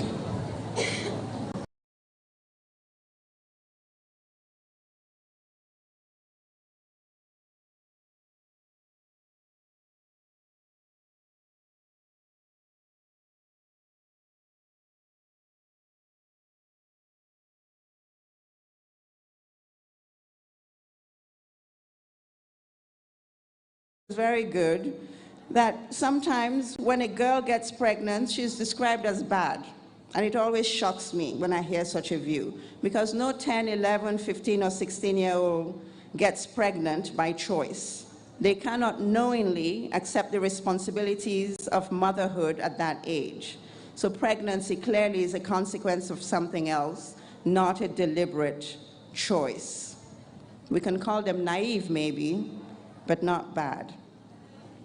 And when one or two get pregnant, of course, the families have failed in their protection role, but when so many get pregnant, collectively we have all failed. And on the issue of choice also, it came out a little bit earlier, too many girls, even more disturbingly, get pregnant through really forceful and violent means, such as rape. There are too many hair-raising stories of adult men impregnating young girls, sometimes their own family members. According to Uganda Police Annual Crime Report, there were 13,000 plus defilement cases reported in 2019 and 14,000 plus in 2020, indicating an increase over a 2-year period.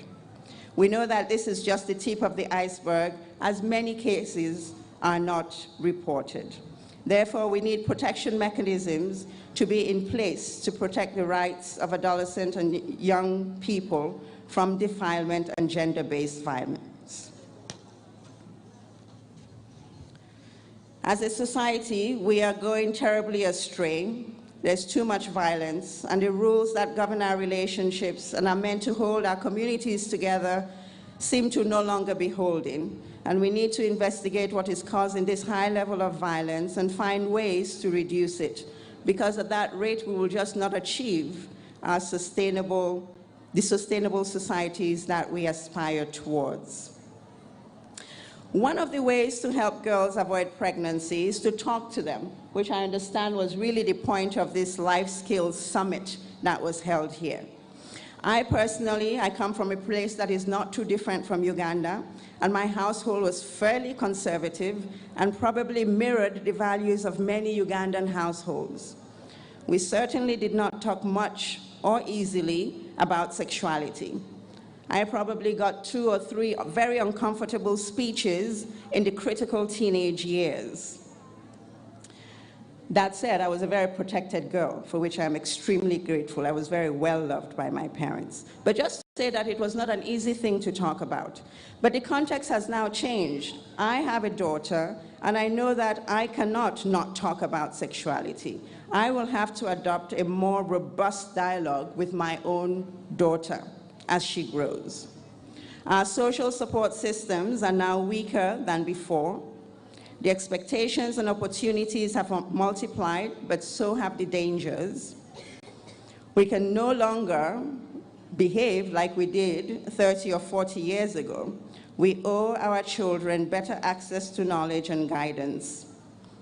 We need to become a lot more brave and competent to talk to them so that they understand and can better protect themselves. Because if we don't, and I think it came from one of the earlier testimonies, these children will have only their equally clueless friends who don't know for guidance, or persons who deliberately want to take advantage of them, and social media. I personally think one of the things all stakeholders need to do more of is support parents to better have these conversations in their households. And since the magnitude of the problem is really at a societal level, we need to support all key duty bearers who come in contact with our children in schools, in health facilities, cultural institutions, to be able to have these conversations. These life skills that we've heard about, life skills education for children, really is a must. And I think has been said already, but again, at such an event, it is really hard to overstate. If we don't tackle this problem a lot more vigorously, we will miss out in terms of reaching our development goals. So we need to prevent, relying on parents and our institutions being equipped to have the necessary conversations and dialogues that give girls and boys the necessary knowledge to help them avoid the dangers of pregnancy. Constantly teaching, reaffirming, modeling to them their incredible value, making sure that their love of self is so high, they become their own best friends and are willing to give their futures the best opportunities available to them. And for the girls who we have failed, of course, we need to do everything to reduce the risks to their health, both physical and mental. Again, in one of the testimonies, the mental aspect came in, because the whole ordeal must be very traumatic. And we need to address that, because traumatized people cannot fully utilize their brain. Traumatized people lose access to a little part of themselves. If we can help to ensure that psychosocial health for our children, we should help them. We owe it to them. We owe it to all of us. We need to support them to minimize the lost education and employment opportunities. We need to help them return to school to finish their education. And on the employment front, really, we need to help them so that they can better make their own jobs. We need to help them with entrepreneurship. because we quite frankly out there do not have enough jobs for them. And also, as has been said, we need to help them get the requisite parenting skills. To thank our three champions, led by Her Excellency, the First Lady, especially in her special role as Mama to all the Ugandans, especially the young ones who are here, we thank you. We thank you for your leadership and commitment to improving the lives of girls and young women in Uganda. I also express my warmest thanks to your teams, as well as the Ministry of Education and Sports, the Ministry of Gender, Labor and Social Development, the Ministry of Health, and the members of the organizing committee, including the Organization of African First Ladies Against HIV/AIDS, UNFPA, and UNICEF, for a job well done in organizing today's occasion. Today's dialogue is a strong demonstration of our joint commitment as government and partners to addressing the challenges that young people, especially adolescent girls, face. Congratulations, and to all those who signed the cards, I hope that truly they will keep it and take out those cards again at the time when they have committed to their partner. Thank you very much.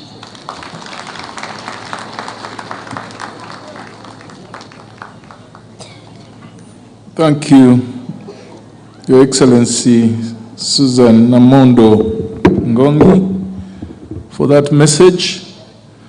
One thing touched me when she said we are all guilty for any teenage pregnancy, for any early marriage, or even defilement that takes place under our supposedly watchful eye. And I'm addressing myself to everyone here, the parents, the teachers, government, the stakeholders, you. When any of your friends drops out of school because of an early pregnancy, you should be guilty as well. And that's the message of Her Excellency, amongst many others. I like that silence, because we are now getting to the climax of our occasion today. I would like to invite Honorable Justin Kasule Lumumba, who is here on behalf of the Right Honorable Prime Minister, one of the champions. She's an achiever in her own right, having also been serving at the highest level of government. I would like young people, all of us, ladies and gentlemen, to welcome Honorable Justin Kasule Lumumba. After her remarks, she will invite the First Lady, Mama, to talk to us this evening.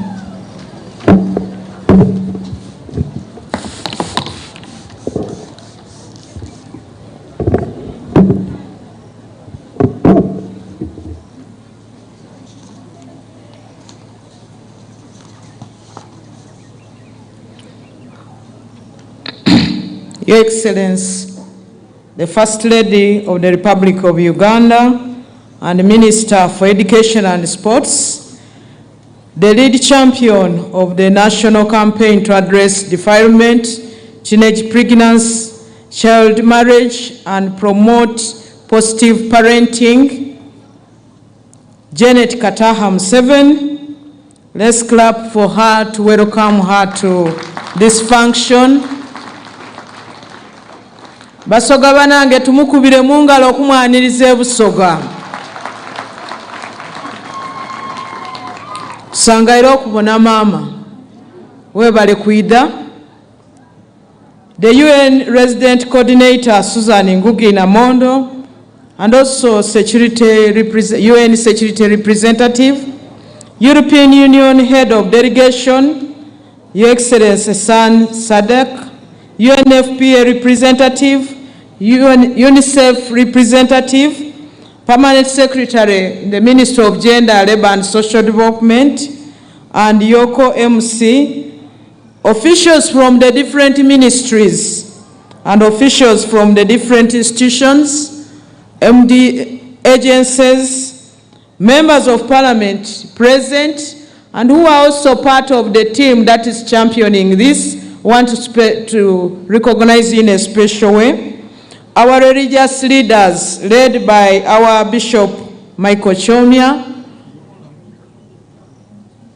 We are so happy to see you, that you have come to join us as a grandparent, to see that you are part of the team to champion this.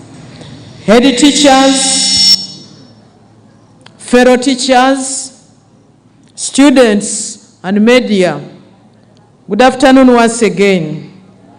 God is good, and all the time.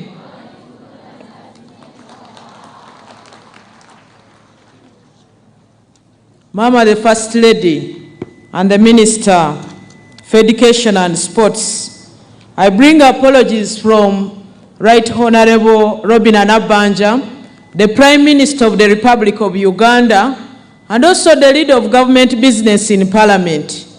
And she is supposed to be part of the team, as one of those to champion this cause.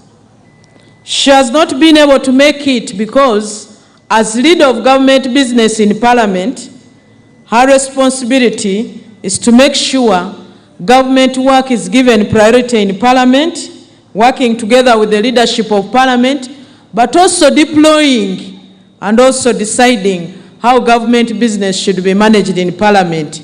So it is in that spirit, at that angle, that she decided to remain in Parliament, because we have elections for the East African Legislative Assembly members going on today, and she had to lead the government team to make sure the government decision, the government interests take the day, and it is today. I also bring apologies from Right Honorable Rebecca Ritwala Kadaga, the first Deputy Prime Minister of the Republic of Uganda, and also the Minister for the East African Affairs.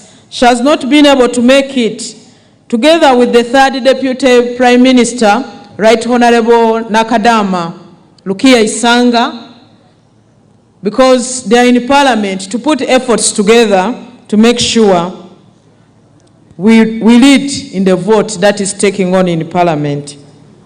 But they are with you and they are with us, and they are so supportive, and they've pledged to be part of the team to make sure we save the girl child for the future, so that they have people to take over after them.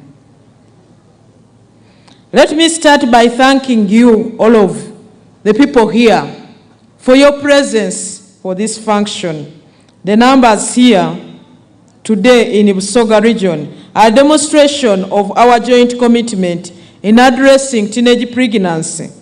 As we all know, this is a serious challenge in Uganda and also here in Busoga. Some of us stand here because there are those who were there to protect us as girl children when such things would have happened to us. Your Excellency, the First Lady and Minister for Education and Sports, allow me share a story that I pray should sink in the ears of the young girls and boys who are here. I've heard one of your staff and an old girl of this school who said she was born by a mother who was also a teenager. My mother gave birth to me when she was 15 years old. She never got the opportunity to touch even the door, to touch the lock or the handle to entrance to a classroom. She was married off because the cultures then would not allow a girl to menstruate when she was still in her father's compound.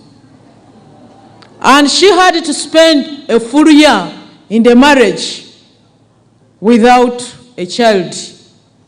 She was insulted by her co-wives that she had come to fill up the latrine of my father. So she was traumatized. She had nobody to run it to. The parents had given her away because they didn't want her to menstruate when she was in their compound. And the home she had come to, the man, my father, had more than one. So that means had less time to listen to this small young girl.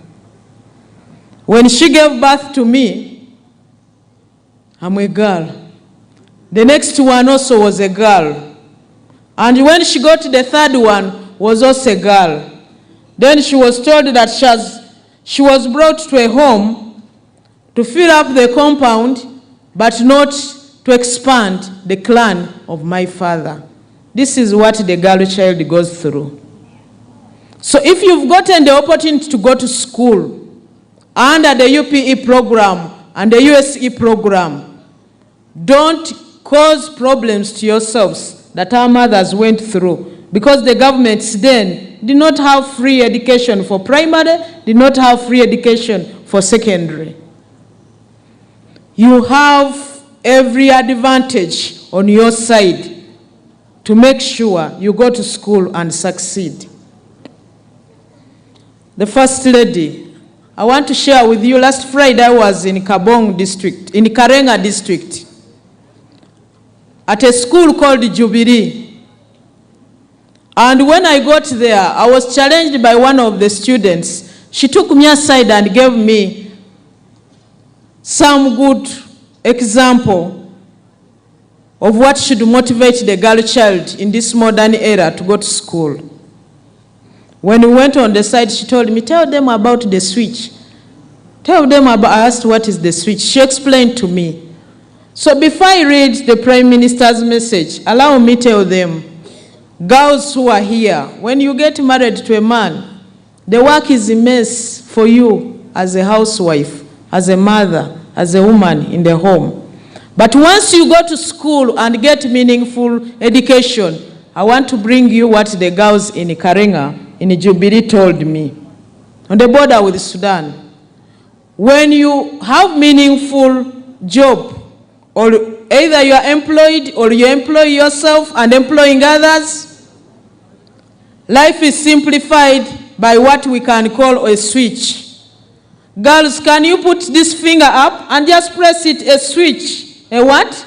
A switch. You want to boil water for tea, you switch on. You want to boil water for tea, you switch. You want to boil water for bathing, it's a switch. You want to cook food, it's a switch. You want to iron, it is a switch. You want to mow your compound, it is a switch. Whatever you want to do in your life, it is a switch.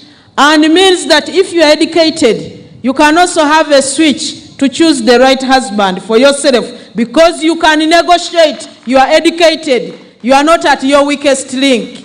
You are joining a marriage when you know what you want. Ladies and gentlemen, let me start by sharing a few figures which we have heard several times today.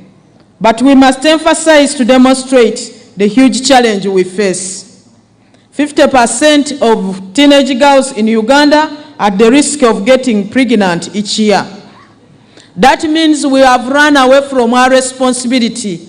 Those holding the Bible, those holding the Quran, those holding the Constitution, those of us who are parents holding social responsibility, we are not protecting these girls. Let's go back to the drawing board and make sure we protect the girl child. Once you save a girl, you save a mother, you've saved the home. The smallest unit in a community is the family. Once the family is right, then the rest of the other issues will be right.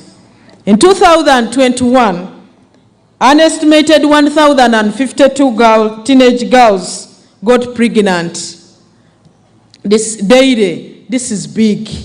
This is big. That means that we must all get back to our households and then look out in the neighborhood and be champions from your house to the neighborhood and continue. 60% of the teenage mothers will not complete primary education. Every year, there are more teenage births than tertiary school students. Ladies and gentlemen, these numbers should concern all of us. Behind each figure I've read, there are big realities that affect our individual and collective development aspirations. And we have to listen to all, we have listened to the testimonies today. Teenage pregnancy jeopardizes the fulfillment of young people's potential in education, gainful employment, productivity, and overall quality of life for these girls. Many continue to be trapped in the vicious cycle of poverty. High teenage pregnancy also affects how our journey to achieve the goals set out by the National Development Plan 3. There is only one way to address this. We must act to curb teenage pregnancy. At this point, I want to thank you, Minister for Education and First Lady, and those who have sponsored this activity, and those who have been involved to make it happen. I want to, in a special way, to thank you for bringing our girls from Banda SCS in Inamaingo district to Wanyange in Jinja. The experience they are going out with, I will go and visit them and get to know, because you can be born in Banda, study there, get married there, get a job there, and you don't get the opportunity to get to Jinja. I'm so grateful and thankful. In equal measure, I want to thank you for bringing our students from Chidera SCS and Wiyende Seed School. Thank you, thank you, thank you so much. Chidera used to be too far, but this program has brought them near to Jinja City. We are grateful, thank you. Ladies and gentlemen, there is no option here. The choice of inaction is not an alternative for our country. On our journey to harnessing the demographic dividend and achieving the sustainable development goals. Students, do you know the sustainable development goals? Hello students, do you know sustainable development goals? These are goals that were set by the UN for all the countries that subscribe to UN, and Uganda is. And the decision was taken when Uganda had won the elections as president for the UN, and that was Honorable Sam Kutesa. The sustainable development goals are what we are doing now and what we are talking about. What is important is waking up, to have a smile, to have joy, being able to take care of yourself, take care of your family, take care of your children. Being able to have no poverty in the home, be able to have enough food for both breakfast, lunch, and supper. Being able to have access to good health care, good education. Being able to have a deep smile as a person. Anybody who gets pregnant when you're a teenager, you cannot wake up to have a deep smile. You'll always be blaming yourself and blaming the innocent person in your womb. Let's avoid that. And make sure when you get pregnant at the right time. When you get pregnant at the right time, you'll have a smile and your child will have a smile, provided all the other social amenities are provided, either by you or by government.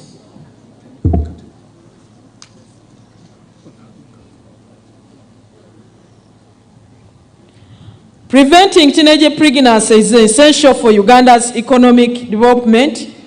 It will lead to high economic returns, and it offers the best guarantee of productive workforce in the future.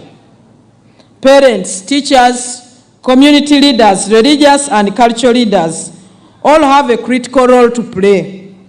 The fact that teenage pregnancies rose during COVID-19 lockdown exposed the cracks in parenting and caregiving in our homes and communities. This must change. We must speak to our young people and offer them guidance for the future. I want to thank Atimango for the testimony you've given. It is a challenge to us, parents who wake up to go and work, and put a lot of emphasis and time to our work, giving less time to our children. and we leave them to listen to the TVs and radios, for which, as a government, we are working on the national guidance policy to make sure the content that goes out through our media houses is good and more educative to our children. It is the responsibility of government to make sure we get free education. It is the responsibility of government to make sure we have access to tertiary institutions. But it is your responsibility as a student, as a human being, as a parent, to make sure you also do your role. So children here, you've taken a decision by showing us the cards that you will not do it until that day. Please stick to that. Like mother said, mama said, God is watching. And you know God is not going anywhere. We found God here and God will stay. So don't run away from God because God is watching you. What happens sometimes is a result of the economic status of the communities. Of course, with the exception of those whose parents have not given enough time. The NRM government, under the leadership of His Excellency Yoweri Kaguta Museveni, has given us the last mile of the parish development model, where we, as government, have gone to the parish to get data, plan, and work with people at household level. Having everything done, the center leaves Kampala and comes to the parish. But it is the responsibility of all of us gathered here, the young and old, to make sure the parish development model succeeds. Once the parish development model succeeds, some of these we are talking about, the challenges you are faced with as children, as students, will reduce. Because what will happen, for even a parent to get a kid, will first look at the economic status of the family. And once they get a kid, they will have to make sure they provide all the basic necessities to this child. And they will take you to school. And after school, you also come back and be employed by your family. So I call on everybody, especially students who are gathered here, let's all embrace the parish development model, because that's the only way we shall secure our future. You'll be able to secure your future as students and also for sustainability. Precious young people of Uganda, you have dreams to chase and therefore serious work to do today. Focus on that and desist from attitudes and activities that would drain you. Be aware of negative influences and lies that misinform and mislead you as in your communities. First Lady, let me report to you, we have a habit here in Busoga. When a girl begins menstruation, some of the grandparents and the aunties tell the child that, you know, every month you are throwing away child. Every month you are throwing away child. How sure you'll be able to get many children? And that misleads girls. I want to tell you, fellow girls, me, the mature girl, I'm telling you that the God who gives children will give you children. And with the coming of technology, even at 60, you'll be able to get children. Provided you have studied and secured yourself to be able to compete in the world. It's only education that gives us the opportunity to go out and compete favorably in the world. I also want to take this opportunity, as we work on the national guidance policy, be aware of our values as enshrined in our constitution, the good values that are held by our culture, and also the good values that are in the Bible and the Quran. Watch out for negative media and peer influences. Watch out for world views that come and are disguised as modernism.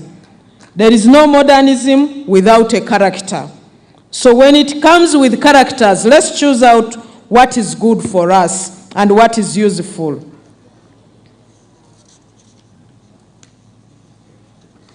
I implore you, all Ugandans, especially all stakeholders, that in this sector, we need to work together to make sure we develop our human resource tomorrow. And also call on development partners to join us and support the efforts for the preservation of the next generation of the Ugandan leaders.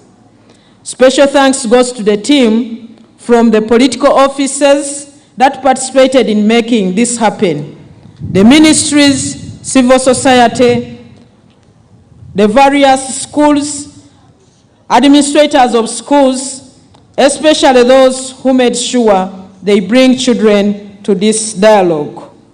Utmost appreciation goes to the Minister of Education, who happens to be the mother of this country, to all of us, and also who is somebody who has lived as a girl child, who has also worked tirelessly to bring up her children in a very unique and special way. She's a role model. She has brought up role models, and her children are also bringing up her grandchildren as role models. We've had presidents before. We've had first ladies before. But this is a family that has demonstrated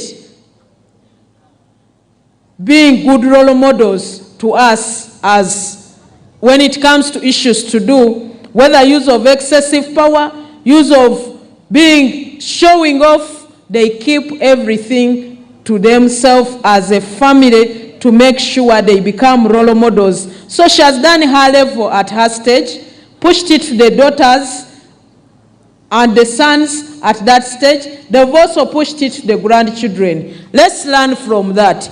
If those abasoga banange mumpulire babanga ababalina ebitiibwa abalina sente abalina obusobozi bwona Kibumba bwe yabagondomolako basobola okukuza abaana baabwe nga bampisa bamala okusoma me baanoonya abasaada me baanoonya abakazi me katyo ife kyekituwaga kyekituwaana mwewumbeku ebirungi biri mu maiso ng'omaze okwetereza.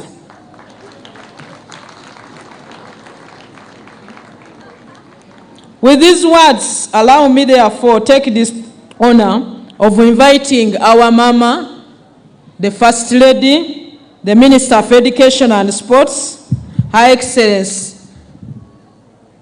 Janet Kataha Museveni, to come and address us as people gathered here, and also those who are watching online and those who are on TV and radios.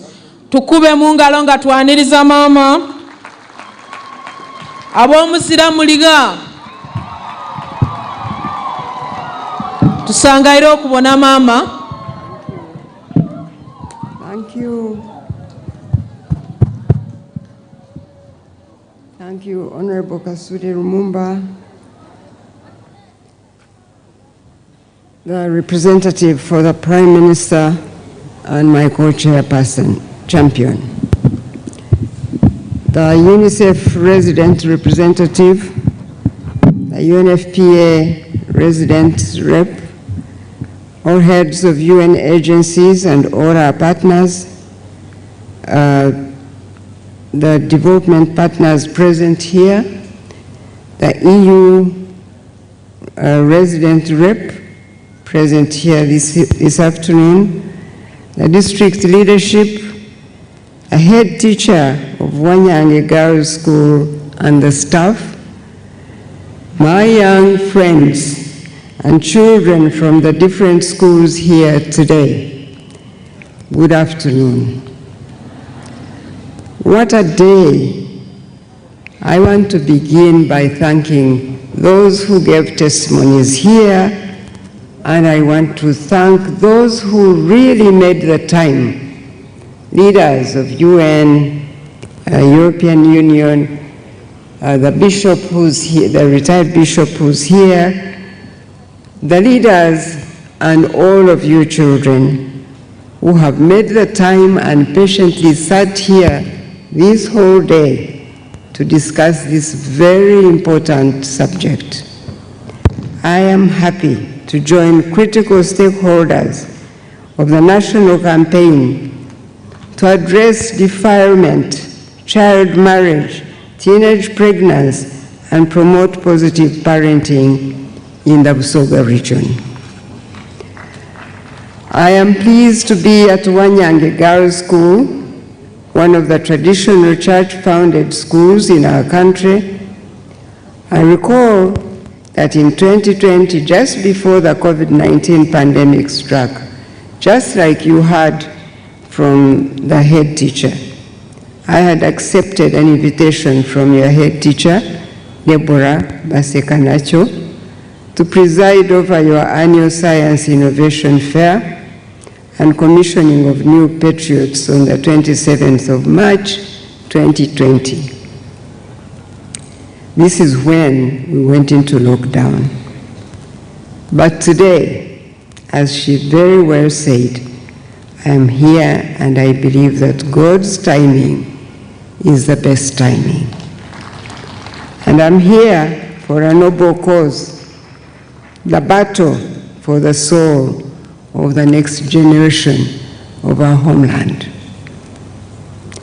In June this year, when we received the news that a senior 4 student, Namuli Jennifer, had committed suicide in her dormitory here at Wanyange Girls' School, we were not just saddened, but we knew we had to use every avenue to talk to our young people.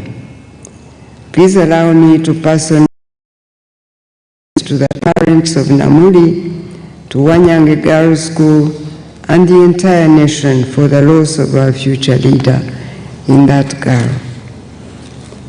As you have heard from the event organizers in December 2021, the government of Uganda, in response to challenges faced in the aftermath of the COVID-19 waves, launched the nationwide Protect the Girl, Save the Nation campaign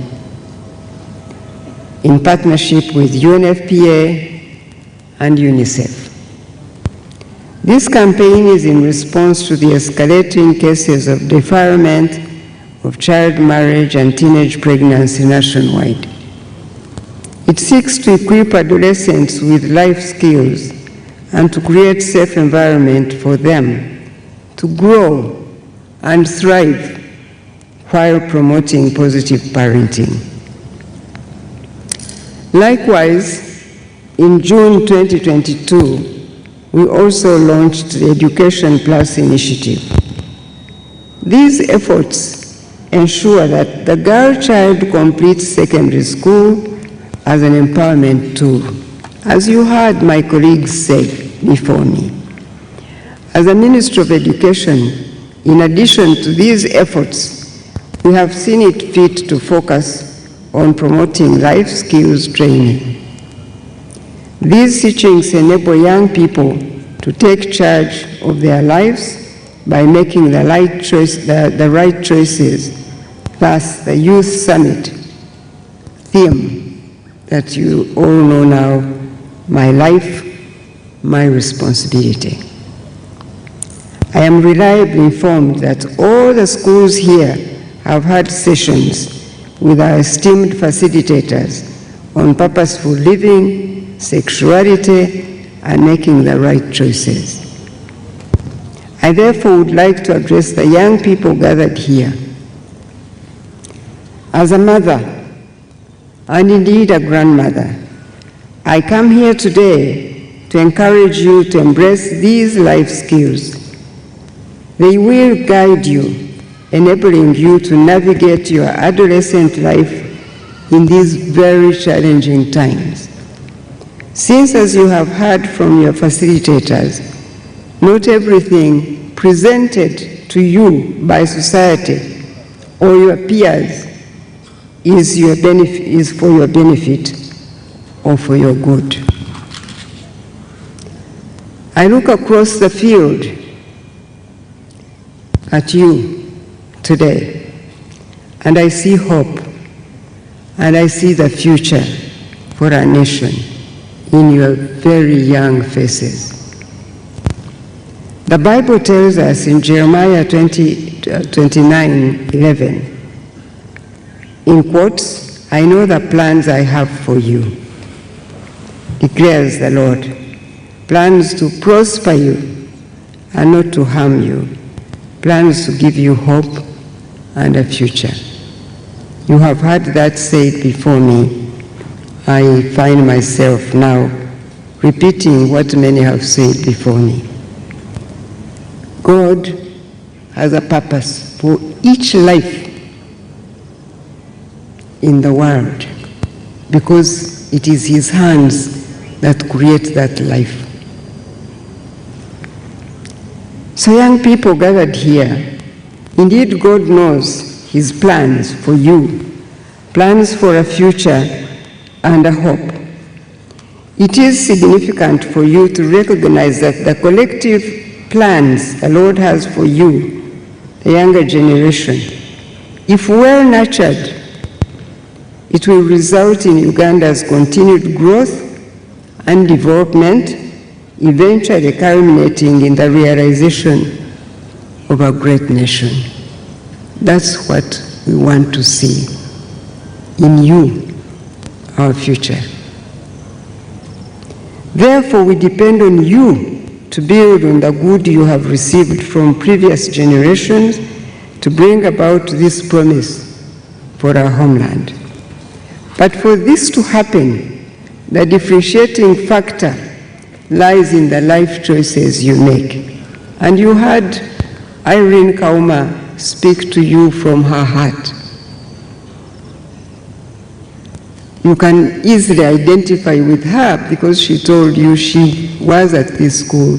This is where she made the decision that has taken her to where she is right now. So for that to happen, the differentiating factor lies in the life choices you make today at this critical stage in your lives as leaders destined to move the nation into the subsequent decades. In addition, the Bible says in Romans 12:1-2, St. Paul cautions us, and he says in quotes, "So then, my friends, because of God's great mercy to us, I appeal to you, offer yourselves as a living sacrifice to God, dedicated to His service and pleasing to Him. This is your true worship. Do not conform yourselves to the standards of this world, but let God transform you inwardly by a complete change of your mind. Then you'll be able to know the will of God, what is good and is pleasing to Him, and it is perfect." Unquote. This scripture is the gist of the message to each one of you today. As we await God's promises, He calls on us to dedicate ourselves to what is pleasing in His sight. We do this by avoiding being lured into conformity to the standards of this world. Please shun the many voices that come through the media and the various distasteful worldviews that seek to influence your lives and the choices you make. On the contrary, I urge you to embrace the worldview that calls you to revere God and that promotes a culture of honoring your bodies as temples of God. I caution you now to beware of the current global agenda to sexualize young people. And one of you said it right there. He said he's been told that sex is his right. It may be his right, but for when? It is God who created sex, but he also gave it a time. It was not supposed to be done by children. You have a program right now to do. That's why you are in this school. You are not here to start a marriage or to start having children. You are here to have your education in order to prepare for your future. So, I caution you to beware of that current global agenda that's sexualizing young people. This is currently evidenced in the immorality and evil witnessed in entertainment events that have permeated schools and society. And you see it all over the place. And people dance as if they are the only ones who have bodies to show. But everybody has a body. And what people do in these dances really show that they are not thinking about their future at all. They are not thinking about what else they can do with their lives except showing their bodies. And you don't want to identify with that. Please be alert, and in the face of all these undesirable pressures, make the choice of true love waits. And I am so thankful to God to sit here today, to see the numbers of you that have signed those cards, those true love waits cards. Just mean what you did by signing that card. Keep it. Let it remind you that you made a commitment to God first. To God first, and then to yourself, and then to your parents, and to your future spouse, and your future family. Please don't let that be a joke. Keep that card and let it remind you every day. The True Love Waits campaign is a campaign my office is reintroducing, as you heard, amongst young people today. It is a successful and applauded campaign that began in the 90s in the fight against HIV and AIDS, when we empowered many young people, including some of your facilitators, as you heard today. We empowered those many young people with those messages to keep sexually pure. That enabled them to avoid sexually transmitted diseases. It made them stand against HIV and AIDS, and Uganda was applauded globally. So we are reintroducing it, and I know that if you take this campaign seriously, it will do what it did in the 90s.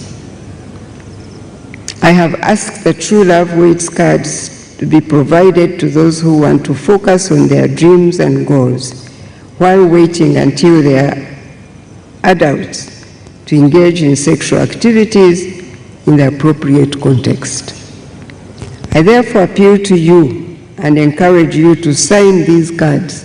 And those of you who have not signed them today, please rethink and sign these cards. By doing so, you commit to keeping yourselves sexually pure and undefiled until you are ready for holy matrimony. With the consent of your parents and guardians, you also make this pledge to your peers, to your teachers, to your families, who will hold you accountable, I hope. For those who have in the past engaged in sexual immorality and are remorseful, there is still hope. Please know, it's not too late. You have a chance to sign these cards also and make the choice of secondary virginity. Yes, while in this era, preserving virginity may not sound cool, it is protective though, and thus it takes courage, boldness, and understanding of godly values to make this commitment. Please make this decision to shun immorality and keep yourselves pure going forward. Also purpose to promote this campaign by being a positive influence on your peers and those around you. On the other hand, I express deep empathy for those who have fallen victim to the evil agenda to defile their young bodies in their younger generation, turning young girls into brides, getting them pregnant and infecting them with sexually transmitted diseases. I call upon those charged with law enforcement to apprehend the culprits wherever they are. Abuse and defilement must come to an end in Uganda. So let us join hands and fight these vices, which rob our children of their innocence and well-being. I'd also like to inform you that part of the Education Plus initiative is to ensure that teenage mothers continue to access education. Therefore, the Ministry of Education and Sports has established a provision for teenage mothers to continue in school. With support from your families, I call upon you to take advantage of this opportunity to continue your education, be intentional, and work hard for your future.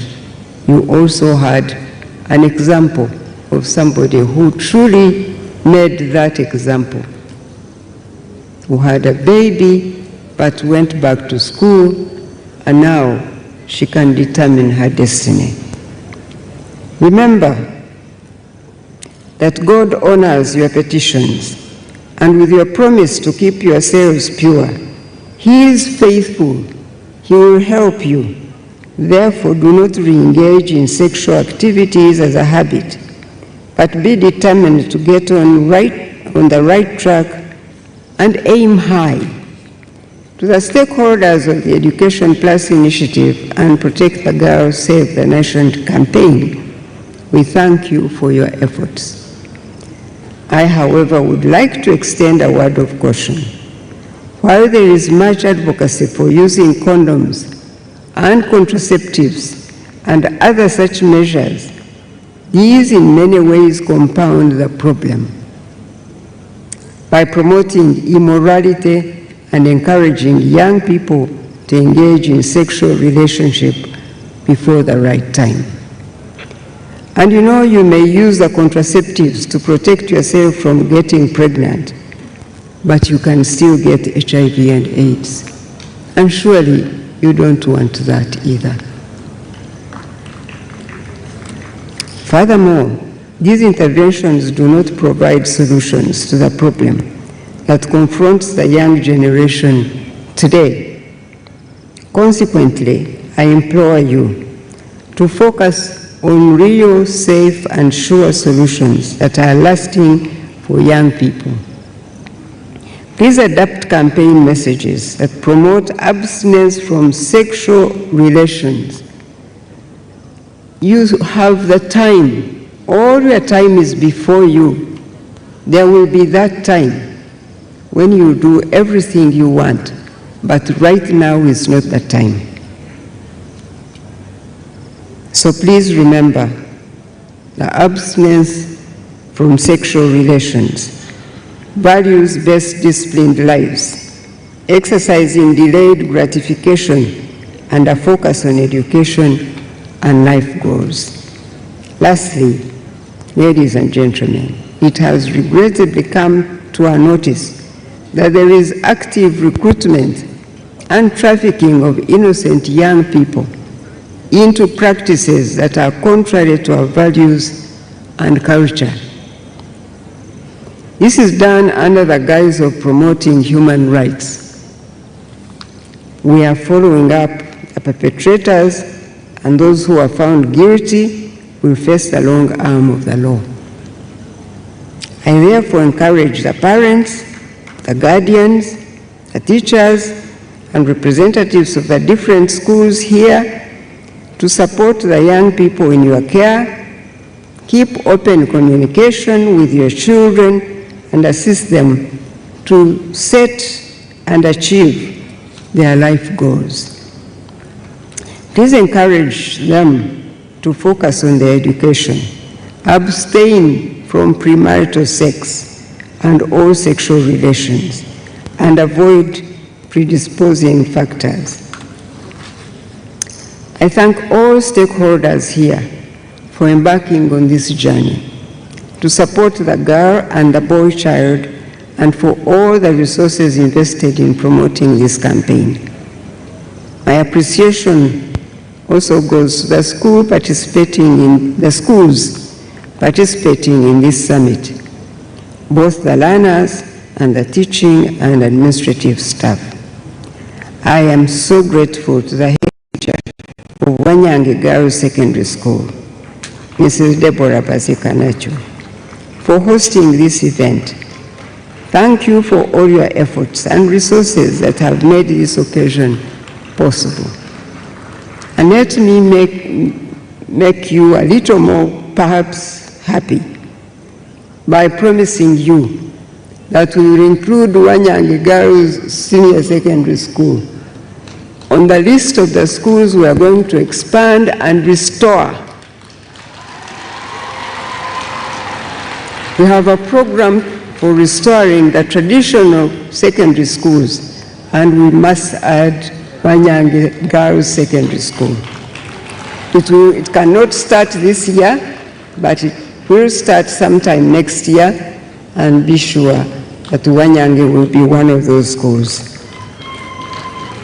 To all the district education officers and inspectors of schools, thank you for the support rendered to my office and for the cooperation they have received from you. I appreciate the efforts and generosity of the facilitators led by OFLA, the technical team from the line ministries, the development partners, the UN family. As champions of this campaign, we are committed to traversing the nation with this message, and with God leading us, I have no doubt in my mind that we will triumph. Thank you, people, and God bless you.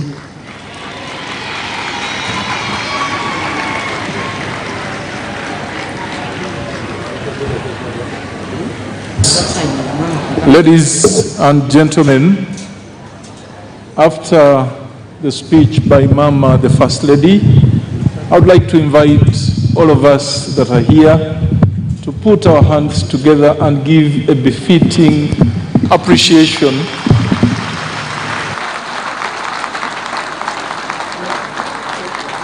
We thank you, Mama, for creating time. We thank you for this campaign. These summits, of course, are going to continue throughout the country. We'll now proceed to have a signing of the commitment, a commitment to the values, ideals of this campaign to protect the girl child and save the nation. A few people will join Mama, including the Right Honorable Justin Kasule Lumumba, the UN Resident Coordinator. Please proceed and join Mama. The EU Head of Delegation will have the Headmistress of Wanyange Girls, our host. We'll have the head girl of Wanyange join, Acho Mebo, and then a representative of the boys, the head boy of Wairaka College, Hilary Kisame. Please proceed immediately. Join the signing of that commitment. But they are representing all of us that are here. It's a commitment to which we all subscribe. Thereafter, we will have a few photos taken with Mama to commemorate this important dialogue at Wanyange Girls School. My colleague Morris is going to guide on who, and at the end of which we'll have the anthems and conclude our dialogue this evening. As I hand over to my colleague Morris, I'd like to thank all of you. Morris did introduce me. Yes, I'm Agre David Chibenge. Permanent Secretary at the Ministry of Gender, Labor and Social Development, but I'm also a champion of this campaign by virtue of my responsibilities, but most importantly, as a father and a supporter of the girl child. So thank you, ladies and gentlemen. I'll now hand over to Maurice to guide with regard to who will join Mama for the photo. Thank you, Ndugu Chivenge. We want to thank the media houses that have been broadcasting this campaign to the nation, Uganda Broadcasting Corporation, and Baba TV, TV Aifewa no Mvusoga. We want to thank you, Baba, for supporting this campaign and broadcasting this campaign. Immediately after the signing of the commitment by the partners and all the stakeholder representatives, we are now going to have the photos. There will be only 4 sets of photos that will be taken. And I will now request the UNFPA representative and the UNICEF representative in charge to make their way. You will be part of the photos that are going to take place very shortly. So please come. UNFPA, a country representative, and the UNICEF representative in charge to now make their way for the photos. And then I'll request all the stakeholders who have signed, and Gloria will help me to take the stakeholders who have signed for the photo. Those include the Right Honorable Justin Lumumba, the UN Resident Coordinator, the EU Head of Delegation, the Headmistress herself. I also want to invite the Mayor, Ayub Babika, Bit Bisangwa, and our PS. And our PS gender. Please make your way. I want also to request that the students please be on standby. Don't be very far because you have a picture. And I will read out the list of the head teachers, and this is because of the protocol guidelines, the list of the head teachers that will have the photo immediately after our VIPs. So the head teachers, unless you have been called, please do not go for this photo, and you know why, some of you. So please let's manage that protocol. So this particular picture is for our VIPs. It includes our First Lady, the Chief Guest, the Right Honorable Justin Lumumba, the UN Resident Coordinator, the EU Head of Delegation, the UNFPA Country Representative, and the UNICEF Representative in Charge, the Headmistress of Wanyange Girls, the Permanent Secretary in the Ministry of Gender, Labor and Social Development, Bit Bisangwa, and of course the... All right, so may the head teachers, I want to mention your name, the head teachers, the VIPs stay seated, please. VIPs stay seated, please. The head teachers, Deborah, the headmistress is already there. Arthur Mbalule, Jackie Kutesa, Matthias Isavire, Paul Isavire, Pastis Nakatavira, Farouk Nkenga, Christopher Isavire, Hilda Namutosi, Hajat Aisha Malay, Immaculate Peno, Stephen Ziraba, Asfan Kagoda, Bernard Kagoda, Oliver Nambi, Rebecca Bachanzi, Ismail Luangula, Ben Waiswa, Sarah Awebwa, and Sanon Bogere, and finally Ali Bukenya from Bukoli College. So the head teachers I have mentioned, please make your way. There are only 21, and only those that I have called, please, only those that I have called, because we know that you actually were aware you're going to be part of this picture. So those head teachers I have mentioned, I want the students to come closer. Can we have the students closer? So this photo is for the head teachers, and immediately after the head teachers, we have students. Immediately after this, we have students. And finally, may I also ask the facilitators to come closer? Facilitators, please. All right, so our next picture, that was the picture for the head teachers.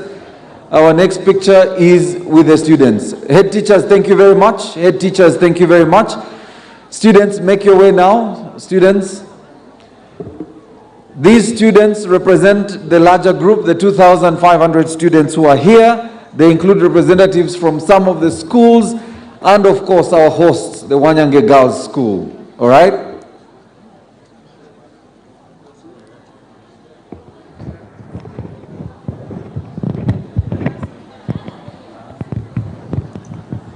The girls, I think we'll have 2 rows, I think. And the boys representing the students.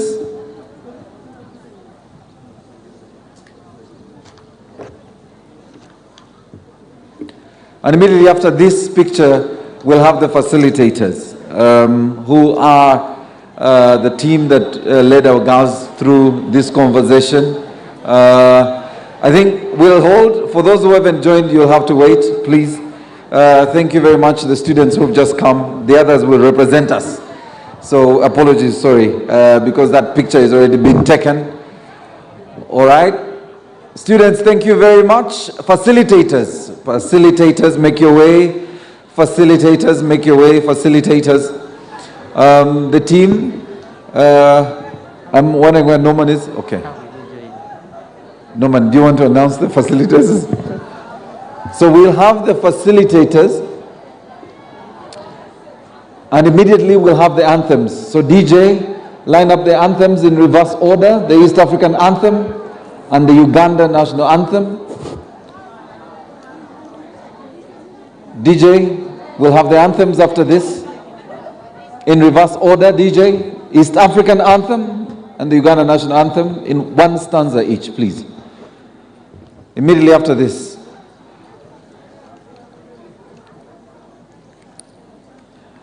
All right, so those are our facilitators. Thank you very much. We want to thank you, our VIPs. We can return to our areas.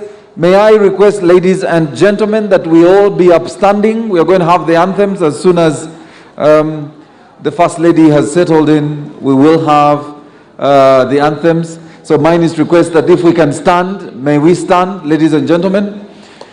Please stand.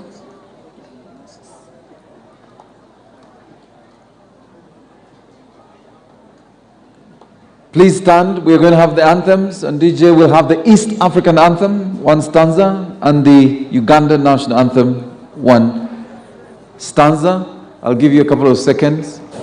All right, DJ.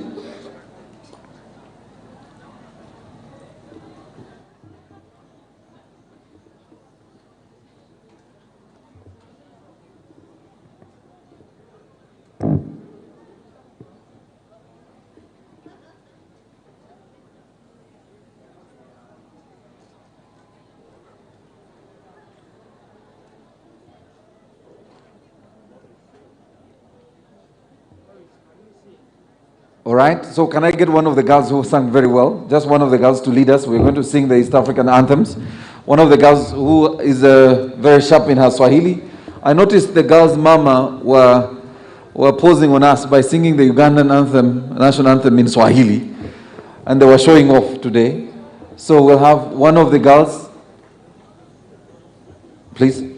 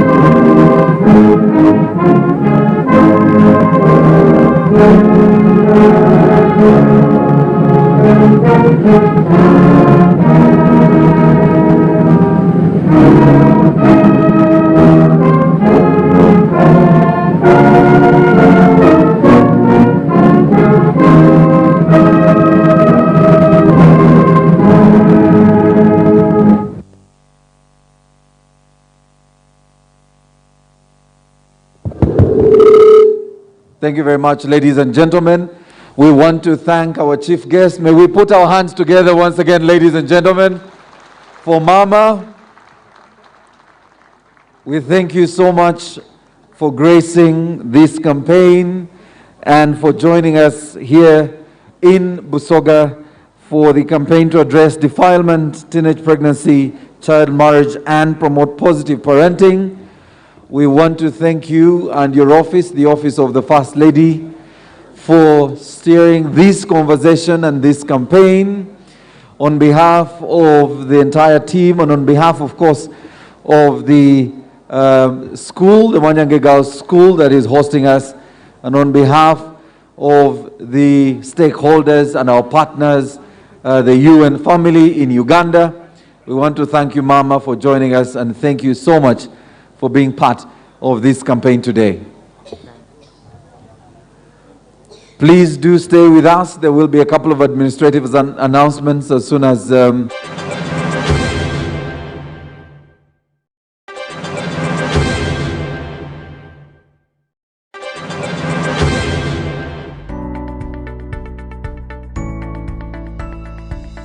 Enoni Baba TV Obusoga Bulaire.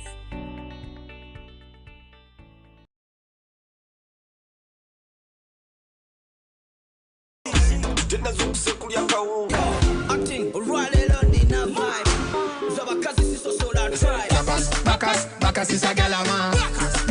Bakas is a galama. Yo ponte mi mala. You don't wanna. Oyagala. Yeah.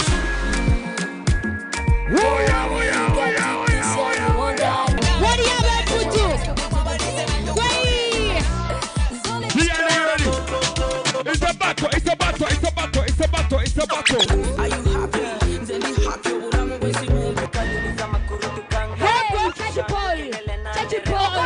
Tell us what is the #1 show in the land right now. Friday night mix.